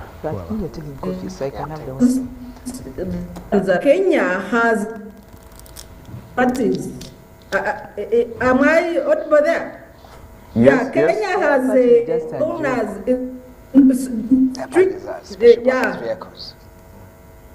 for parties, with even a registrar of parties. I know that our parties are registered under mission, which is an arm of the executive. But in Kenya, the parties have independent constitutional institution. It seems you're not hearing me. No, we missed something, that in Kenya the parties are registered. She's breaking. You're breaking? Okay, no, I'm saying in Kenya, sorry, the internet all of a sudden is unstable. I don't understand. I'm maybe too saying much in traffic. Kenya, the parties have a distinct institution handling their issues, which is known as the registrar of parties. And also coalitions, alliances are all registered with, and the details where it's agreed to cooperate are clearly stated. Once those details are deviated from, then the coalition or alliance is nullified by the. But in Uganda, we have no regulation of alliances. Whereas the law provides for an option of people who wish, they can register the alliance. Nobody registers such alliance. UPC has no written alliance with NIM. DP has now a signed document. I don't know whether they intend to present it to the Electoral Commission. I don't know whether it has been processed by the party processes. So those are the differences, and that's why it is difficult to compare what happens in Uganda with alliances in Kenya. My second comment is on the history and blaming our shabby conduct in elections on our chaotic history. If you look at Soroti, Kayunga, the conduct of the military, the conduct of police, conduct of electoral commission, leaks ballot papers for one party candidate and political party critique and staff, that has nothing to do with our history. It is just lack of ethics, lack of values, and greed factors that cannot understand democracy to take root in the country. Okay, I think you're breaking a bit, Sarah. Maybe because of increased traffic.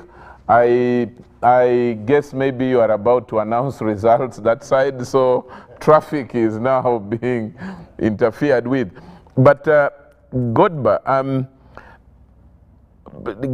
Sarah talks about the regulation, but that's not the principle. For me, I was asking the question, that we need to discuss the principle, that once we say that this is something we appreciate and understand, that it can actually help grow our democracy, then the mechanics of whether you want it regulated, how you want it to be regulated under a law, guideline, whatever it is you call it, that can be worked on. That's what I was saying.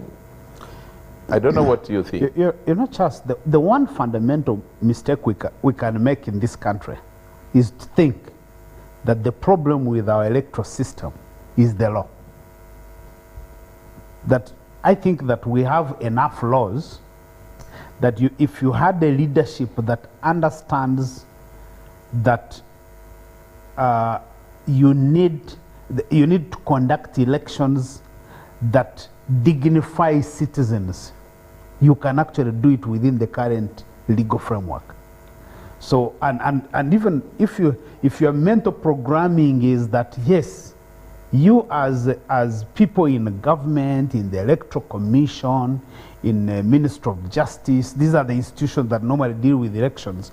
If you have people who their mental programming is to say, we value our citizens, then they will do the right thing. They can even use the existing laws. If there are any limitations, they will go and change the laws. So I think that the problem is not the law. Secondly, if you follow the history of alliances in Kenyan politics right from the time of Moi, you realize that those alliances are actually demand-driven. They are not supply-driven. Demand-driven in the sense that, as Lydia said, you have a kingmaker in this community, and there is another kingmaker on the other community. I realize that for me to get support from the other community, I need to engage with them and negotiate with them. And so in other words, it is the desire to get the support of that community or the other group that is driving the alliance. And I think for me that's significant. And that discourse happens in a condition of freedom, in a condition of where there is no manipulation, in a condition where if you are going to negotiate even pacts, they are negotiated as part of the transaction you are doing. So in other words, nobody is bribing the other. No, it's known. This is what we are negotiating. So I think that's what we need to understand. That so for countries like Uganda, the conditions are so hostile that discussing alliances is more or less like a near impossibility. Yeah, because you see, if any of these groups that are not in the government wanted to do alliances, the NRM group is able to deploy the state institutions, the military, the police, the intelligence, the money to disrupt you. So in other words, so we can't talk about alliances here in Uganda the way they are known in Kenya. I also just want to reflect on one point. If I had the opportunity, Martin, to change the electoral system in this country, I would actually make sure that elections are conducted, organized, and announced, and votes announced in the regions. The Electoral Commission here should never be going to Angore to conduct election. They should only be providing oversight. There should be a structure of Ankole that is organizing elections, because you see, what our electoral system has done is to divorce the elections from the population. And you leave the citizen there. So some guys move from Kampala, they go to my village and say they are conducting elections. In case of presidential elections, they even say you can't announce the results on the polling station. So someone else is going to announce the results. And so in other words, my reading of our current process is that the sovereignty of citizens as voters who determine who is going to lead them is externalized to the Electoral Commission. And I think that until we change that, it's unlikely that we can have an election. That's why the guys who sit at the Electoral Commission here can do all kinds of strange things, and they go and produce the result they want. I think the most notorious thing was that election of Kayunga, the LC. I think that was Kayunga, the LC5 election. Yeah, the LC5 elections. You know, where you have this lady even having to cover her face to be able to announce a person he knows has lost. And And the people of Kayunga have no recourse whatsoever. So I think as Lydia said, I think for us as a country, we are living a lie. I think we are living a lie where we think that, yeah, every 5 years we say we have organized elections and we have a president who is announced and, you know, things go on. I was, the one thing that I... You mean it is so bad that it is beyond what you refer to as imperfections? Oh, yeah. You had earlier talked about imperfections being in every election. Ours is so bad, Charles, that in 2016, we had the entire capital city taken over by the military. The deployment of the military in 2016 only happens where there is a coup. It doesn't happen where there is an election. In 2021, we had over 100 people killed and many others kidnapped and tortured to produce a president and produce the Mapenduzis of this world. I think that as civilized people, it's really, I always say, I think that we are acting in a criminal-like manner to organize an election where we know that our people are going to be killed. We have a responsibility to protect every single Ugandan, and if we know that we are going to do an exercise that is going to produce even one Ugandan dead, the way Ugandans are killed, it is, I think we have a responsibility as civilized people to say, no, let's take a step back. As Lydia said, let's not live a lie. Let's reflect and say, we need to do the right thing. Okay. Yeah. We need to now, we are left with less than 10 minutes. We need to now start, sharing reflections on the way forward and from whatever we have learned for the region and for our maybe politics. Reflections on who will be announced winner in Kenya. If you want, have a side. Some of you might be actually having the results. I have a side. A side or a result? Angelo, start us off. No, I have a side. Angelo, in terms of the regional grouping, the East African community, what do you envisage to be the benefit of this election to? First of all, if how do you see it panning out? If Azimio and Raila are ascendant, I see more problems for the EAC. Why so? One, because it has enough problems already. Yeah, one, because Raila comes from a radical democratic tradition, as Mapinduzi knows.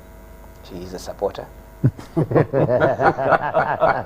So I have no comment. Yeah, let's proceed. Yeah, so we might go back to a reverse situation. So during in the 90s, yeah. Uganda was seen as an exporter of a different ideology, liberation.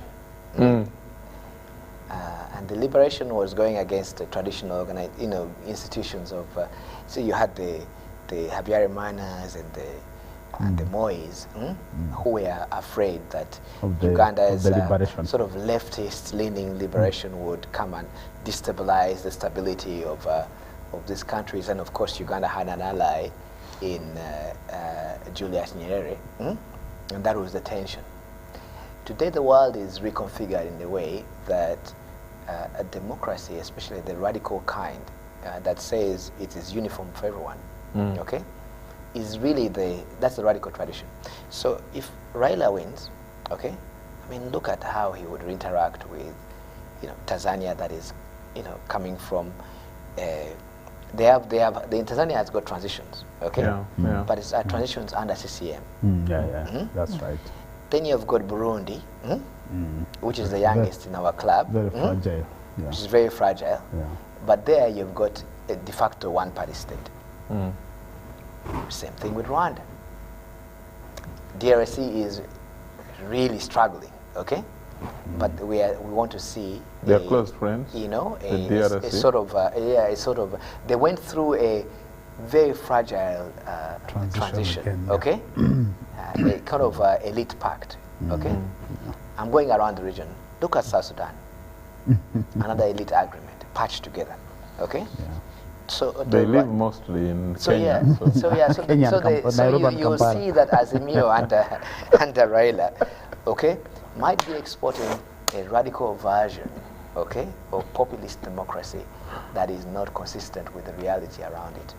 On the other hand, if Ruto wins? If Deputy Ruto wins, and I would say that I am a supporter of Deputy Ruto, for different purposes, I think that Ruto represents the future of Kenya that breaks away from the dynasties of the past.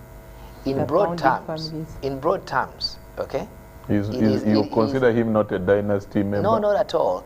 Because, you know, it's that's like me saying, anyway, I won't go back to Donald Trump, because I was listening to Godba talking about, oh, you know, the state deploying against, and that's what Donald Trump was complaining just, you know, 24 hours ago, talking about how, you know, the state had organized, you know, to deploy against his candidature in the next election by raiding his estate. I mean, the guy has crimes that he needs to answer to. That's a different thing, but you know, he's talking about state. No. I'm going to conclude because you're producer. You need to conclude, but just onto that, someone actually earlier this morning described the candidature of Raila and Ruto as incumbent versus incumbent. How does that description fit into your narrative? Oh yeah, I'll respond by and also what Honorable Lydia said about that. Who are you going to deploy against? They are all. So there's balance. There is no opposition. There's balance of power. There's balance of power. Yeah. So you know, so broadly to answer the so-called incumbent. Or balance of fire. The incumbent. Of fire. Godba actually used to describe it as a balance of violence. A balance of terror. Of terror. Yeah. Then, you know, Godba's big idea was that there should be a balance of terror in Uganda, such that no violence happens. Then everybody sits on the table. Everyone sits on the table and talk. But that is to a throwback on our history. In Kenya, the balance of power is on elite interests. I went to Kenya one time. Yeah. Okay. I didn't like what I saw, but I consider Kenya the weakest link in East Africa.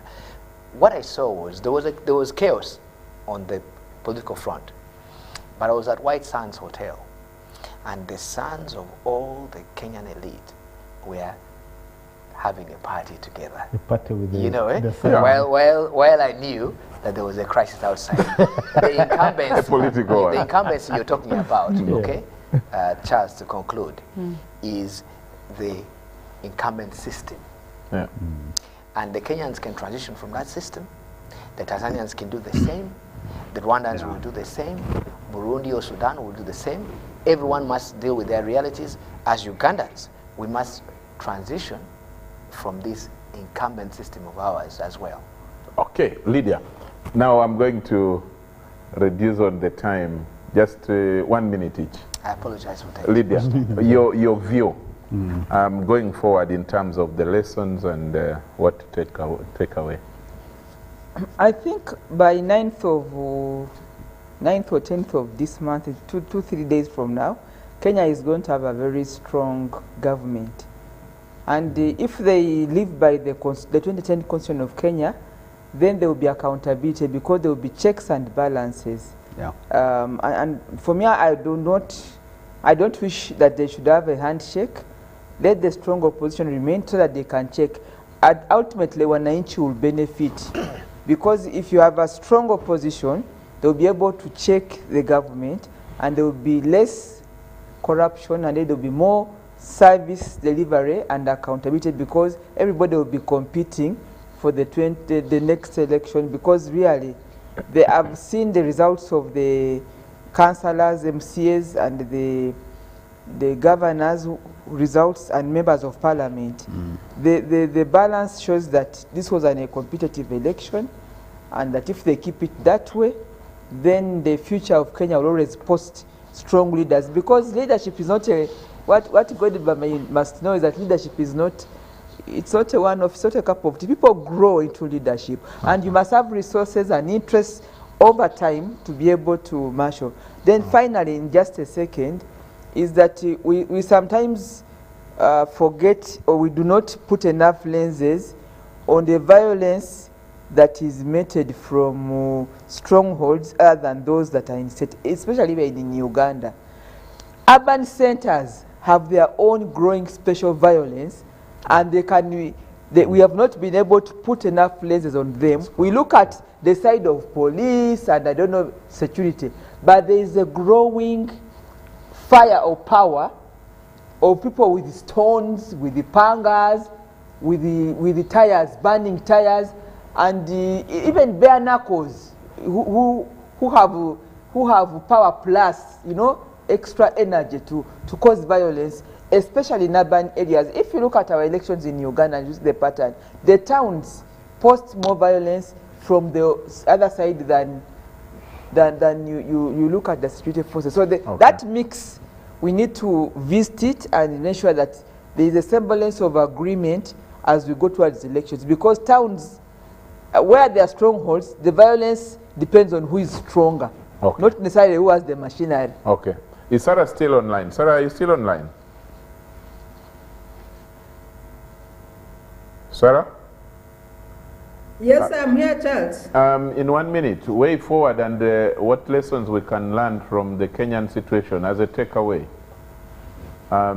No, I think I want to use the words of His Excellency Ernest Koroma, who is the former president of Sierra Leone and head of African Union Observer Mission. He described Kenya as a shining star in Africa, and the one bringing in the light, ushering in the new modes of democracy with the clear, transparent elections. So I think for me, the region should look at what has happened in Kenya, and if they are interested in a firm political federation in East Africa, then try to emulate Kenya. Yeah.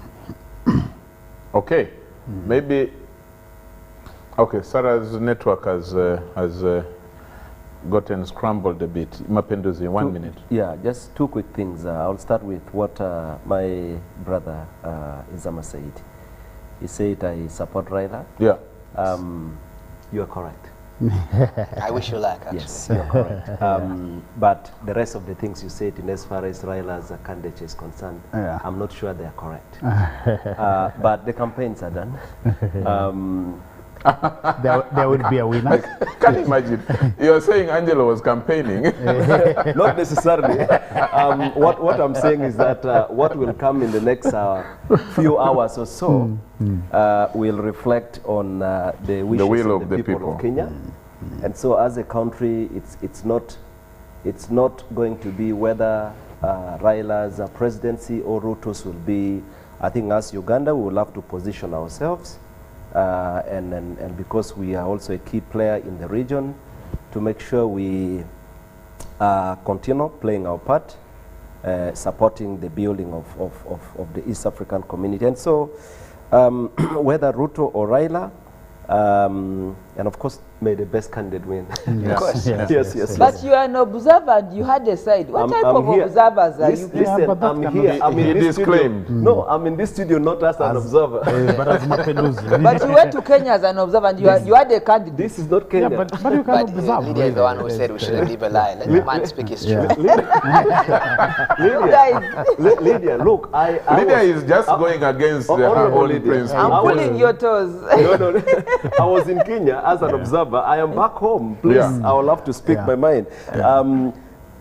So the most important thing is what is going to happen after the elections. And just as you stated at the start, I think as East Africa, we need to continuously support them and also pray for them that after the declaration of whoever wins, they remain peaceful and calm. But finally, Charles, I think as a country, just as Mr. Izama and Honorable Lydia put it, we need to stop living in denial. We need to admit that there are definitely terrible things that happened, but we should get out of that and begin to, it doesn't take so long for a serious country to begin. For a serious people. Exactly, well, a country where the people to build infrastructures needed, to strengthen the systems, but also to build, its own values, and we need to look at that a lot more seriously. Okay. Yeah. Finally, Godba. Yeah, no, to be honest, I'm happy for Kenya. I think as, again, with my history of living in Kenya, following it, working with a number of government agencies there, I think Kenya is a country, on the economic side, no matter all the economic challenges that they face, this is a country that is on the move. Okay. I think they have been trying to perfect their governance side. Kenya has built institutions. You engage them. I've been sharing with the people that in the last 2 weeks, Kenya got about 15 of its companies approved to export avocados to China. Now, if you follow international trade, you know what that means in terms of real business and the way they do their agriculture. They think big, they act big. So for me, I am looking at a country that is more or less like on a runway, and it's just about to take off. Yeah.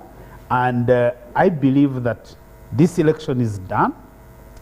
We have a new president. No matter who that president is, Kenya is going to take off headed to cruising altitude.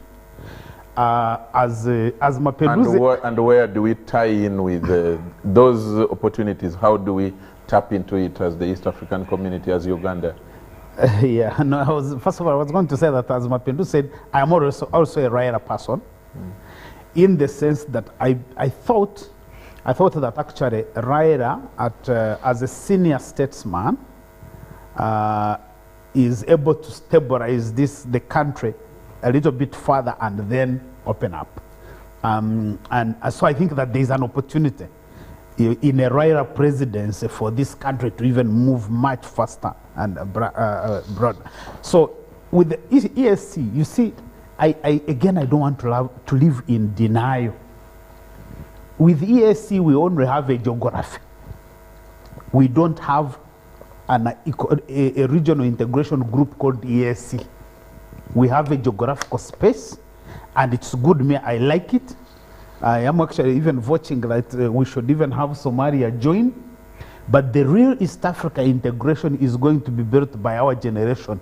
Because the generation of the Musevens and the Kagamis who have been there, they have done what they can do. I don't think they can go beyond it.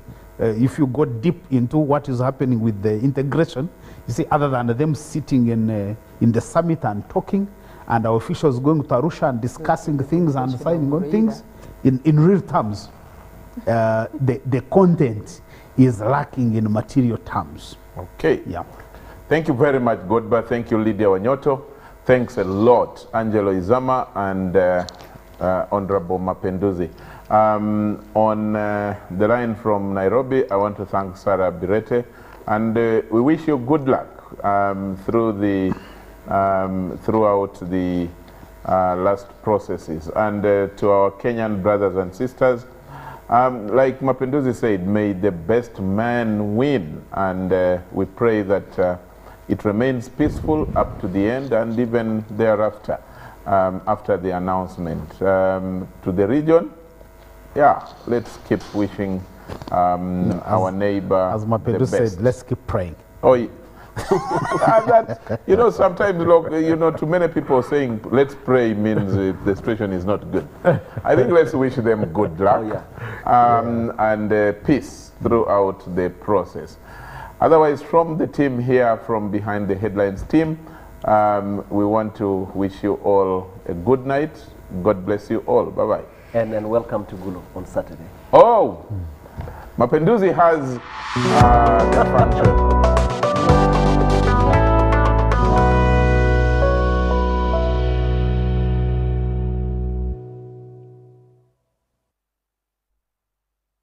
Vimba ni MTN Kabode Super as you pay mpola for this smartphone. Make calls, update your WhatsApp status, watch YouTube, and Google anything under the sun with 2 GB worth of data every month for 7 months. Simply make a small deposit of 99k and pay the balance mpola. You can pay in daily, weekly, or even monthly installments while you enjoy your new phone. So what are you doing today? Visit any MTN shop near you and get the MTN Kabode Super easy.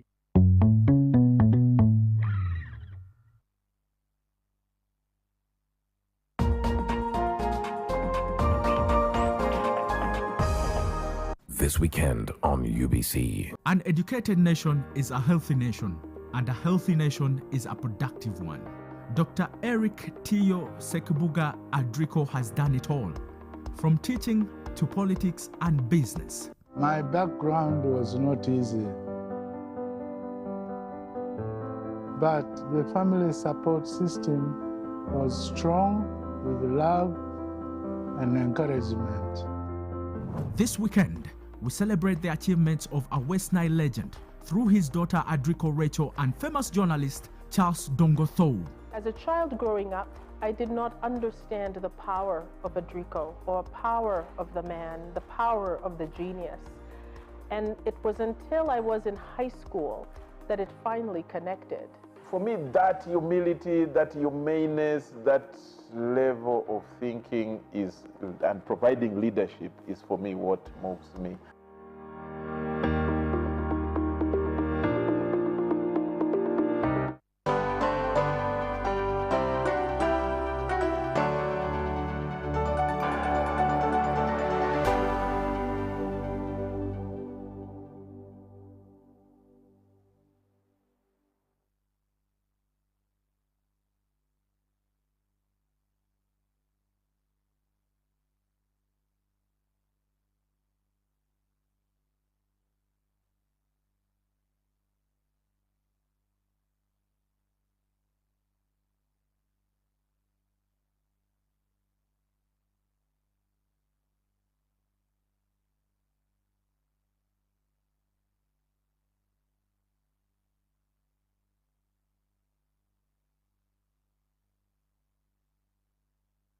So that's about between $4 and $8. Dollars, yeah. How many guys do what you do?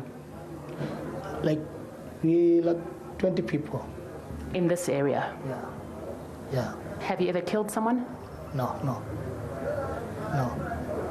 But fight with someone with a knife, that is, but not to kill. You can beat someone badly. Candidates in the past have been found guilty of paying for violence against their own supporters and then going to the media and accusing their opponents of intimidation. These elections are costing Kenya $370 million. They're amongst the most expansive and expensive in the world. But the question remains, is it democracy or cash that is casting ballots? Paula Slier, RT, Nairobi, Kenya. U.S. House Speaker Nancy Pelosi has defended her provocative visit to Taiwan during her first media conference since returning from the island. China had warned against the trip and has responded with sanctions and military moves. Pelosi maintains that her trip was justified. We will not allow China to isolate Taiwan. They have kept Taiwan from participating in the World Health Organization, other things where Taiwan can make a very valued contribution. And they may keep them from going there, but they're not keeping us from going to Taiwan. Indeed. Well, we heard the Speaker of the House of the United States defending her trip. Meanwhile, things across the ocean in East Asia and elsewhere are boiling. We see military drills. We see a strong reaction. The entire region was bracing for the results of what happened. And it's also important to note that the media is still in overdrive about the possibility of things happening, the possibility of the results of this trip. It caused a huge amount of international concern and tension and real fears of what could break out as a result. Now, we also know that Nancy Pelosi doesn't seem very concerned about this at all, really, and she has often misspoken and